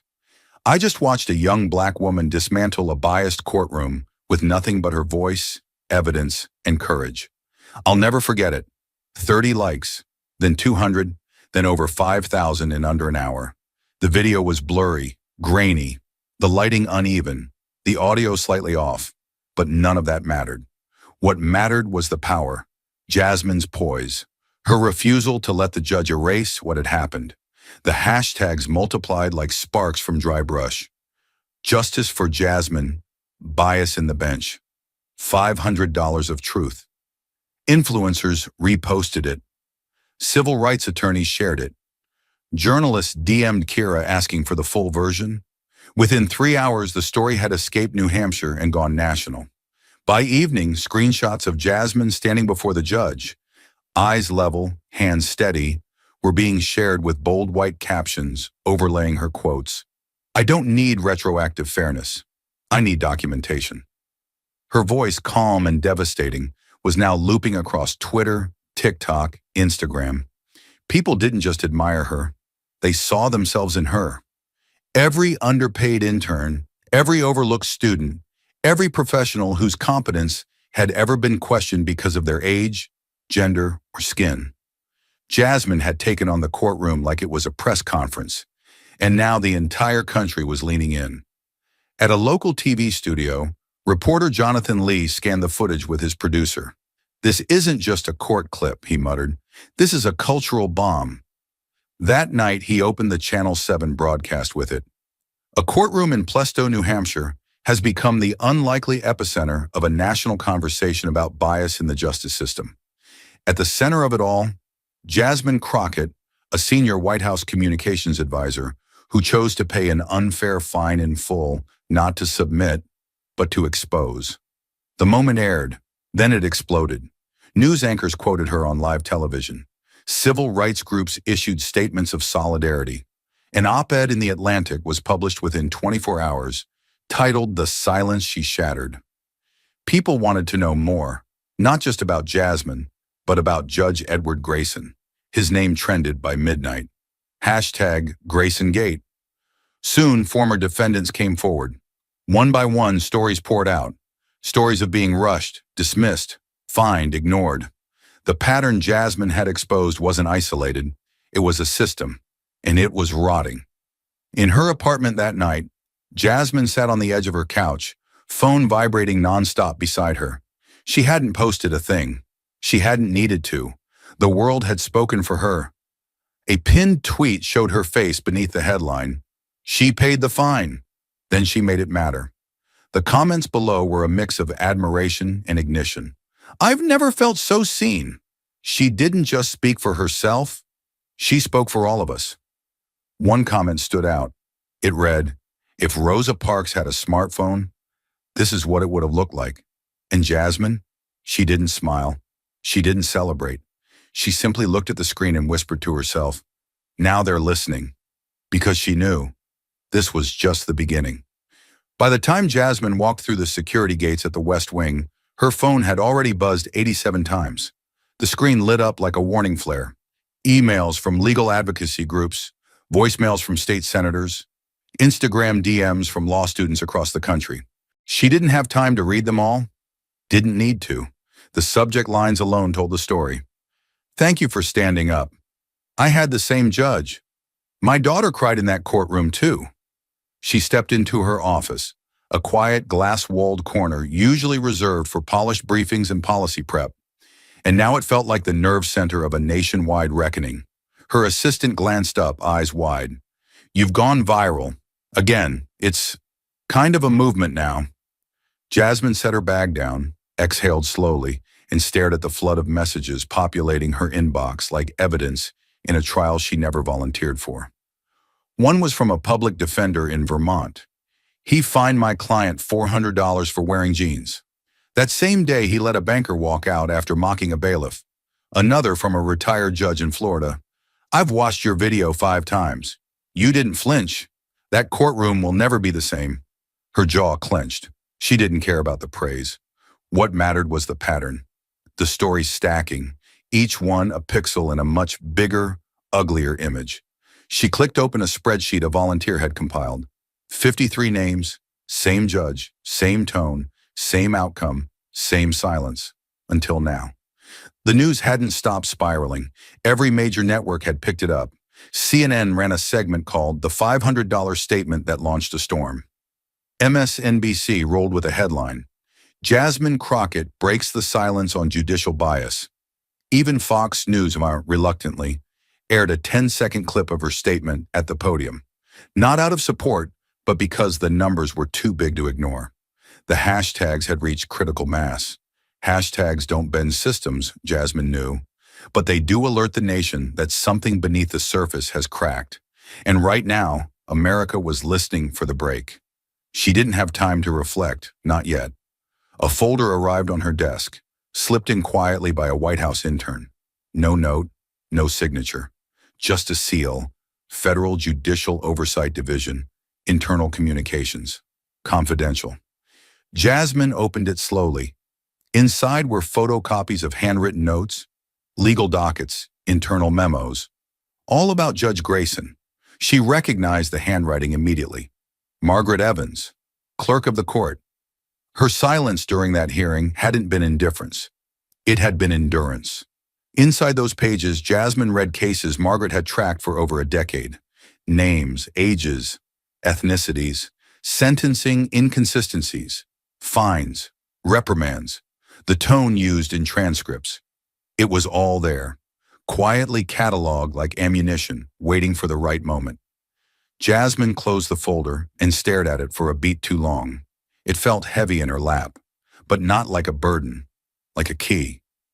10 minutes later, her assistant returned with a message scribbled on a post-it. Robert Hayes wants to talk, said it's important, asked for secure line. Jasmine's eyebrows lifted. She remembered the bailiff, calm, composed, observant. Never once did he interrupt, but his eyes had followed everything. She dialed the secure office line and waited. This is Hayes, the voice said. Low, rough, measured. I kept my mouth shut for 15 years. I was good at it. That was the job. But what I saw in that room, that wasn't just judicial overreach. That was systemic, and it's been that way for too long. Jasmine stayed silent. Let him speak. I've got boxes in my garage, Hayes continued. Old ticket duplicates, personal logs. I kept my own list. Same as Margaret. We didn't plan it. We just couldn't ignore it. You came in and said what we didn't have the position to say. Now we've got the receipts. Jasmine closed her eyes for a moment, just breathing. Margaret, Robert. Both had worked beneath Grayson for over a decade, and in silence they'd built their own archives. Paper trail upon paper trail, brick by brick of buried truth. All they'd needed was someone to turn the key in the door. Send everything, she said finally. Anonymously, securely. I'll do the rest. Outside her office window, dusk began to fall over the White House lawn. The West Wing buzzed with routine, meetings, reports, calls, appointments. But Jasmine sat in her office completely still, surrounded by evidence, headlines, testimonies, and truth that had been collecting dust in drawers and files for over a decade. This wasn't about one courtroom anymore. It wasn't even about Grayson. This was about how systems learn to survive by dressing inequality in protocol and calling it justice. Jasmine stared out at the horizon, then back at the files. It wasn't just her move now. It was a war, and she wasn't alone. The report landed on the long oak table like a dropped gavel. Thick, bound in dark blue, its cover stamped with the seal of the New Hampshire Judicial Oversight Committee. Inside, 348 pages of hard evidence. Testimonies, transcripts, analytics, line-by-line breakdowns of Judge Edward Grayson's courtroom history dating back over a decade. Laura Bennett, lead investigator, stood at the head of the room, fingers curled around the edge of the table, her voice level but tight with urgency. The results are conclusive, she said. Not only has Judge Grayson consistently issued harsher penalties toward younger defendants, particularly women, but the disparity is both statistically significant and morally indefensible. Around her, the ethics board sat in stunned silence. The data was undeniable. Defendants under the age of 30 were 3 times more likely to receive maximum fines for nonviolent infractions than those over 45. Women under 35 were penalized more than any other demographic, both financially and verbally. The algorithm tracking tonal bias showed elevated levels of hostility and interruption when Grayson spoke to young women, especially women of color. And it didn't stop with him. The investigation had spread outward like wildfire, uncovering similar behavior patterns in 6 additional judges across the state. The rot wasn't local, it was regional. Laura turned the page on the projector. This chart shows average fine amounts for identical violations across age and gender. As you'll see, men over 40 received an average fine of $128. Women under 30, $406. Same charges, same courtroom, same judge. A wave of quiet gasps swept the room. Even the most seasoned board members shifted in their chairs. The disparity isn't random. It's consistent, predictable, and now, provable. The most damning pages weren't the charts. They were the transcripts. Grayson saying, "Try being on time next time, sweetheart," to a 22-year-old first-time offender. Grayson asking a young mother, "Do you even have a real job?" while refusing to consider her request for a payment plan. And yet, in case after case, middle-aged white men were met with leniency, even jokes. Grayson didn't just enforce the law. He shaped it to his perception of worth. And too often, worth was determined by power, polish, and the privilege of looking like him. The report's final pages expanded the lens. From county to county, similar patterns emerged. Less overt, but no less damaging. Judges who never used slurs but showed disproportionate sentencing.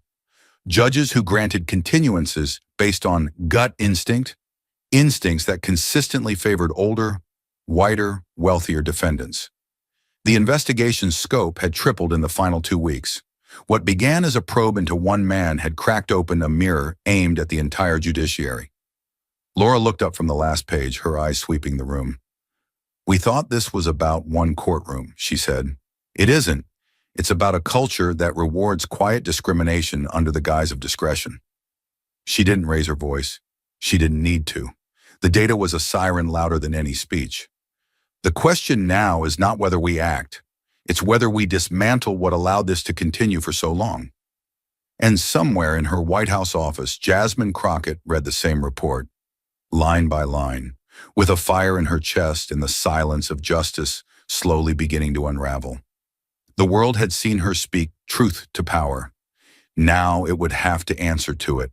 The hearing chamber was packed, rows of seats filled with reporters, former defendants, law students, political aides, and citizens who once sat quietly in courtrooms just like Grayson's, never expecting justice to answer back. But today they were here for something rare.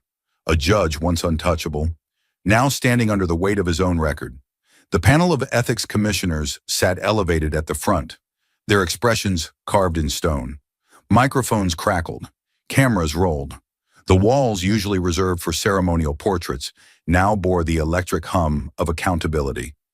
Edward Grayson stood at the defense table, no longer wearing his robe. He looked smaller without it, like something sacred had been stripped away. His hair was thinner than in the viral photos. His hands were clasped tightly in front of him, knuckles pale. For once in his 30-year career, he wasn't the one demanding order.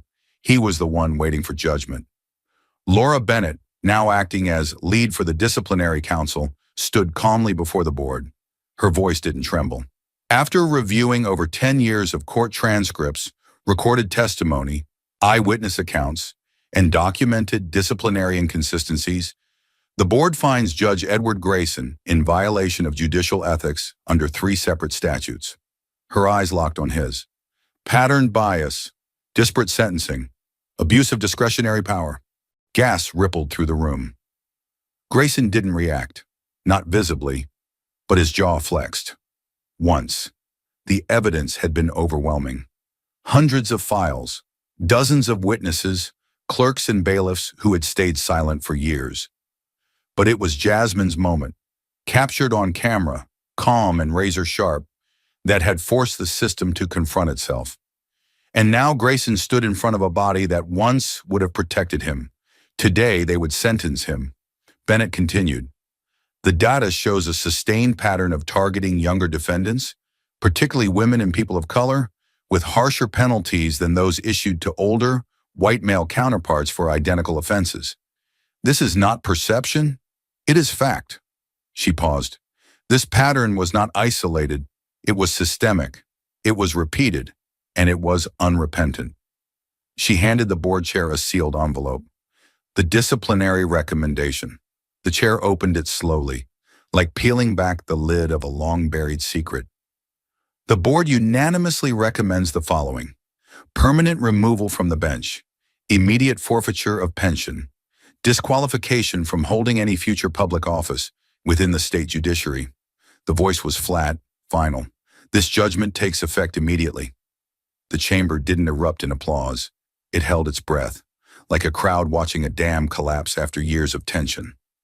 Grayson's shoulders dropped by half an inch, the only sign that the weight had finally settled. He didn't argue. He didn't protest. He knew. Deep down, he had always known that the robe had shielded him longer than it should have. In the second row, a woman once fined $600 for arriving 7 minutes late closed her eyes and exhaled. Beside her, the law student who first posted Jasmine's video tightened her grip on her phone, still recording, still bearing witness. And in a corner of the room, unseen by most, Margaret Evans stood with a closed folder in her arms, the last entry already written. Next to her, Robert Hayes nodded once, arms crossed, his expression unreadable. Edward Grayson was escorted from the chamber by 2 uniformed officers. No handcuffs, no ceremony. Just the slow, irreversible walk of a man whose legacy had been rewritten, not by violence, but by truth. And far away, in a quiet West Wing office, Jasmine Crockett watched the live stream without blinking. Not in celebration, but in confirmation. Justice, for once, hadn't just spoken. It had listened, and it had finally answered. But the story didn't end with a fallen judge. It was only the beginning. And soon the system that once silenced Jasmine Crockett was now calling on her to help rewrite it. The hearing chamber at Capitol Hill was silent as Jasmine Crockett stepped up to the microphone. The nameplate in front of her read, Senior Advisor, White House Communications. But today, she wasn't speaking as an official. She was speaking as someone who had walked through fire in silence and come out speaking for everyone who had been dismissed, belittled, or buried under the weight of procedural injustice. She adjusted the mic, took one breath, calm and deliberate, and then began. Thank you, Madam Chair. Members of this committee, my name is Jasmine Crockett, and 3 months ago I was fined $500 in a municipal courtroom, not because I broke the law, but because I challenged how it was being applied. Her voice was clear, resonant, cutting through the room like a scalpel through pretense. I didn't raise my voice. I didn't disrespect the bench. I presented documentation. I named the disparity, and I paid the fine, not to escape it, but to expose it. Several members of Congress leaned forward. The room was packed. Live streams buzzed with comments. Thousands watched online.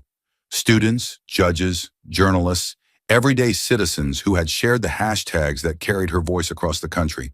But here, Jasmine wasn't trending. She was testifying. What followed, she continued, was not an isolated reaction to one judge. It was a revelation of how many courtrooms operate under the illusion of neutrality, while applying power in ways that harm the youngest, the voiceless, and the unseen. She paused. I'm not here today to recount my story. That part is on record. I'm here to present a blueprint for change. Not only so what happened to me doesn't happen again, but so we stop mistaking silence for fairness. Behind her, a monitor displayed a single slide. Bias isn't always loud, but it always decides. Jasmine outlined a plan that silenced even the most skeptical senators. Mandatory courtroom bias training, artificial intelligence-driven audit logs of sentencing trends, transparency dashboards for local and state judges, updated monthly and accessible to the public. Anonymous courtroom evaluations submitted by defendants, translated into quarterly reports. A national judicial equity task force, not advisory, but with oversight power. And finally, something new. A federal initiative, Jasmine said, to create a series of courtroom fairness training programs, not just for judges, but for clerks, bailiffs, and court reporters. Because systemic bias isn't always in rulings. Sometimes it's in tone, in body language, in who gets interrupted, in whose stories are believed. The room went still. When she finished, the committee chair leaned into her mic, eyes narrowed not in skepticism, but in admiration. Miss Crockett, she said, if you're willing, we'd like you to lead the design of that training. On a national level, a murmur rippled across the chamber. Jasmine didn't flinch. I'd be honored, she replied. Within weeks, Jasmine was standing in a new kind of room, a bright, modern lecture hall inside the Department of Justice Training Center. In front of her sat 30 judges, 20 clerks, and 10 federal magistrates. Not hostile, not defensive, curious, humbled, listening. Behind her was a screen with a single quote. The first step to fairness is realizing when you've stopped seeing people and started measuring them. She taught not with bitterness, but precision. She used her case as a window, not a weapon. She showed recordings. She read transcripts. She asked hard questions, the kind that didn't have answers, only reflection. And when she ended that first session, a judge from Arizona stood and said, "No one's ever made me uncomfortable enough to grow. You just did." Jasmine nodded, because that was the point. She wasn't just changing the system anymore. She was rebuilding how it thought, and it had only just begun. The old marble sign above the courthouse entrance had been taken down in silence. No ceremony, no reporters, no commemorative speech. Just a single crane, 2 workers in gray uniforms, and a quiet crowd that gathered to watch history be erased. Letter by letter, the words Plesto Municipal Court came down in dull clangs of metal on concrete. In its place, a new sign rose, Justice and Equity Training Center. Simple, stark, final. No one clapped, but a few people cried. Inside, the transformation was even more profound. The chambers where Judge Grayson once ruled with cold detachment had been redesigned. No longer a place of condemnation, but of education. Rows of pews were replaced with learning pods and dialogue tables. The judge's bench had been removed entirely. In its place, a semicircular platform where instructors sat alongside trainees, signaling not hierarchy, but shared responsibility. The stained oak walls that once muted voices now held screens, streaming case studies, historical failures, and real-time simulations of courtroom interactions. The symbol of authority had been replaced by a symbol of awareness, and at the center of it all stood the woman who'd sparked the transformation, Jasmine Crockett. She walked the halls like someone returning not to a battleground, but to the site of rebirth. Her heels clicked on polished floors that no longer echoed intimidation, but curiosity. She now taught a course titled Ethics in Action, Recognizing and Rebuilding Bias in Real Time. Each session was packed, not just with aspiring judges and clerks, but with everyday people, bus drivers, high school teachers, former defendants. The line to attend her lectures stretched into the street, past the corner where she had once parked her car the morning Grayson tried to silence her. Her first lecture was standing room only. Jasmine stood beneath a banner that read, "The power of procedure begins with people." She looked out at the crowd, wide-eyed students, veterans of courtrooms both as professionals and as victims, and one young woman who reminded her of herself 5 years earlier, notebook trembling in her lap. Jasmine didn't open with credentials. She didn't recount the viral video. She began with a single sentence. "I paid $500 to teach this class." The room froze, just long enough for them to understand what she meant. "I paid it," she said, "so it couldn't be buried, so the story couldn't be rewritten, so I could stand here, not as someone who won, but as someone who chose to make it matter." From that moment on, every word landed like a strike of truth. She dissected the anatomy of subtle bias. She replayed court transcripts and asked the room, "Did you hear the difference in tone?" She trained future judges to recognize when their own reactions weren't rooted in the law, but in assumption. She walked them through emotional bias, demographic blind spots, the cost of eye contact, and the danger of not listening. But it wasn't just theory. She brought in real defendants from old cases, men and women who had once been silenced by protocol. They told their stories. Some cried, some couldn't finish, but every session ended with applause. Not because they were dramatic, but because they were finally heard. Outside the center, new policy took root. The Judicial Bias Reporting System, launched as a pilot in 4 districts, had received over 200 submissions in its first month. All anonymous, all verified. Each report was followed up by a triage team of lawyers, social workers, and judicial reviewers. Some reports were small. "Judge refused to let me explain my missed hearing before issuing fine." Others were chilling. Female defendant called emotional and told to calm down by magistrate mid-statement. Every one of them mattered. For the first time, there was a paper trail for injustice. Not just justice. The system had never had this level of transparency. Jasmine had insisted on it. "We don't fix what we don't measure," she said again and again, in every meeting, every briefing. Now dashboards tracked courtroom interactions like weather systems, heat maps showing which counties issued disproportionate fines, which judges interrupted the most, which courthouses had no complaints, and maybe that meant no honesty. But Jasmine didn't just teach and consult. She visited law schools, Harvard, Yale, Georgetown, small community colleges across the South and Midwest. Everywhere she went, lecture halls overflowed. Students stood in aisles.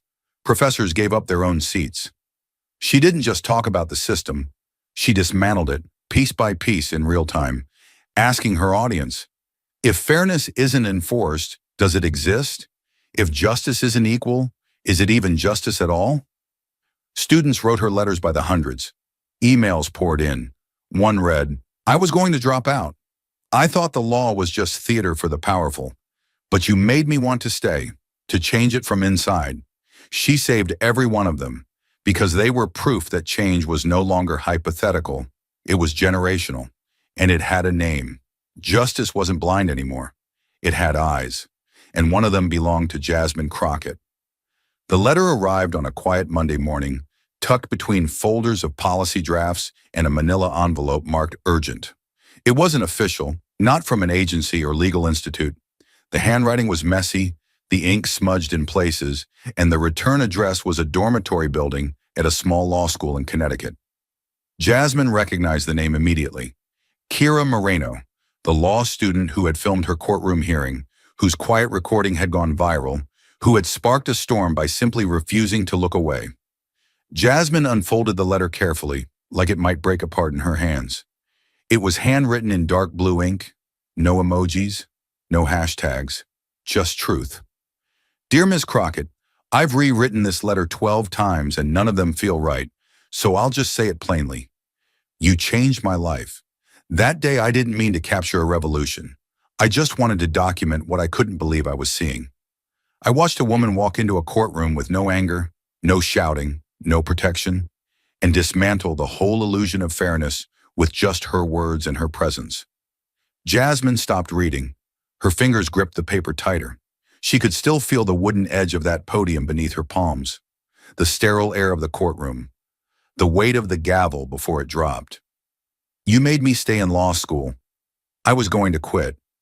I didn't think it could ever be more than paperwork and posturing. But that day, you gave me something I didn't know I was missing. Permission to believe again. You showed me that sometimes one voice is enough to make a system flinch, that sometimes one person is the turning point. Tears welled quietly behind her eyes, not from sadness, but from the sheer gravity of what had begun in silence and spiraled into change.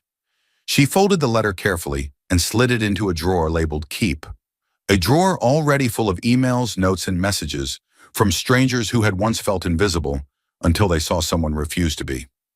Later that week, Jasmine was invited back to Plesto, not for a lecture, not for a briefing, but for a ceremony. She hadn't set foot in the building since the day the system tried to shrink her. Now the same steps she once climbed under pressure were lined with fresh stone, the air filled not with tension, but reverence. The halls had been renovated, restructured, but the biggest change wasn't in design, it was in intention. Inside the main atrium, where Grayson's portrait once hung, a new plaque had been installed. Solid bronze, polished to a mirrored finish, mounted on a slab of black granite. A small crowd gathered as the curtain was drawn back. Cameras flashed. No one spoke for several seconds. Then someone read the words aloud. Justice is not just the law. It's how we treat every person who walks through these doors. And below it, in smaller engraving, on the day Jasmine Crockett entered Judge Grayson's courtroom, everything changed. The silence that followed wasn't solemn, it was sacred. Jasmine stood just feet away, her breath shallow, her hands folded in front of her like she was holding something invisible. Memory, maybe, or the weight of what it meant to be seen. She hadn't asked for this plaque, hadn't sought this honor, but its existence meant something more powerful than legacy. It meant the system remembered. Robert Hayes stood a few feet away in uniform, his expression firm, eyes damp. Margaret Evans stood beside him, hands clasped, the same notebook she used to carry now, resting in the archive behind her. Preserved, permanent. They didn't say anything. They didn't need to. This was their vindication too. After the ceremony, Jasmine walked alone through the new halls. The courtroom was quieter now, redesigned for education, not adjudication. But the podium was still there. She touched it, gently, remembering the weight of speaking truth in a room built to silence it, and she whispered under her breath, not for anyone to hear. One voice, one moment, one system, cracked open, and outside the plaque gleamed in the morning light, unblinking, unmoving, unafraid. Like her. Justice, people often say, is blind. But Jasmine Crockett learned that sometimes justice sees exactly what it wants to and looks away when it's inconvenient. She walked into a courtroom expecting law and left carrying its broken pieces, not in bitterness, but in proof. The gavel that tried to silence her became her microphone. The fine that tried to shame her became her receipt of courage. And the silence of the room, cold, heavy, suffocating, became the silence that gave her words weight. In that moment, she wasn't fighting just for herself. She was fighting for everyone who had ever been talked over, looked through, written off. Everyone who'd ever been told, this is just the way things work. She stood against a system that believed power was the same as truth, and reminded it that real truth doesn't need volume, just presence. What Jasmine proved wasn't just that a system could be challenged. She proved that it could be recorded, exposed, and reimagined. Her story didn't end at the courtroom steps. It began there. She taught us that laws written on paper mean nothing if they're not lived with principle. That fairness isn't protocol, it's intention. That silence isn't always peace, it's often permission. And most importantly, she taught us this. When one person dares to speak, when the room demands obedience, change doesn't ask for permission, it begins. She didn't tear the system down with rage. She forced it to see itself in a mirror it could no longer shatter. And in doing so, she gave voice to the voiceless, sight to the blindfolded, and hope to a generation raised to believe the law belongs to the powerful. It doesn't. It belongs to the people. Every single one. And sometimes it only takes one to remind the rest. Thank you for watching until this moment and for standing with us on this journey for justice. Your support means everything. Like, subscribe, and turn on notifications so you never miss what's next. And we'd love to hear your thoughts. Leave a comment below and let us know what moved you most in this story. Together, our voices make a difference.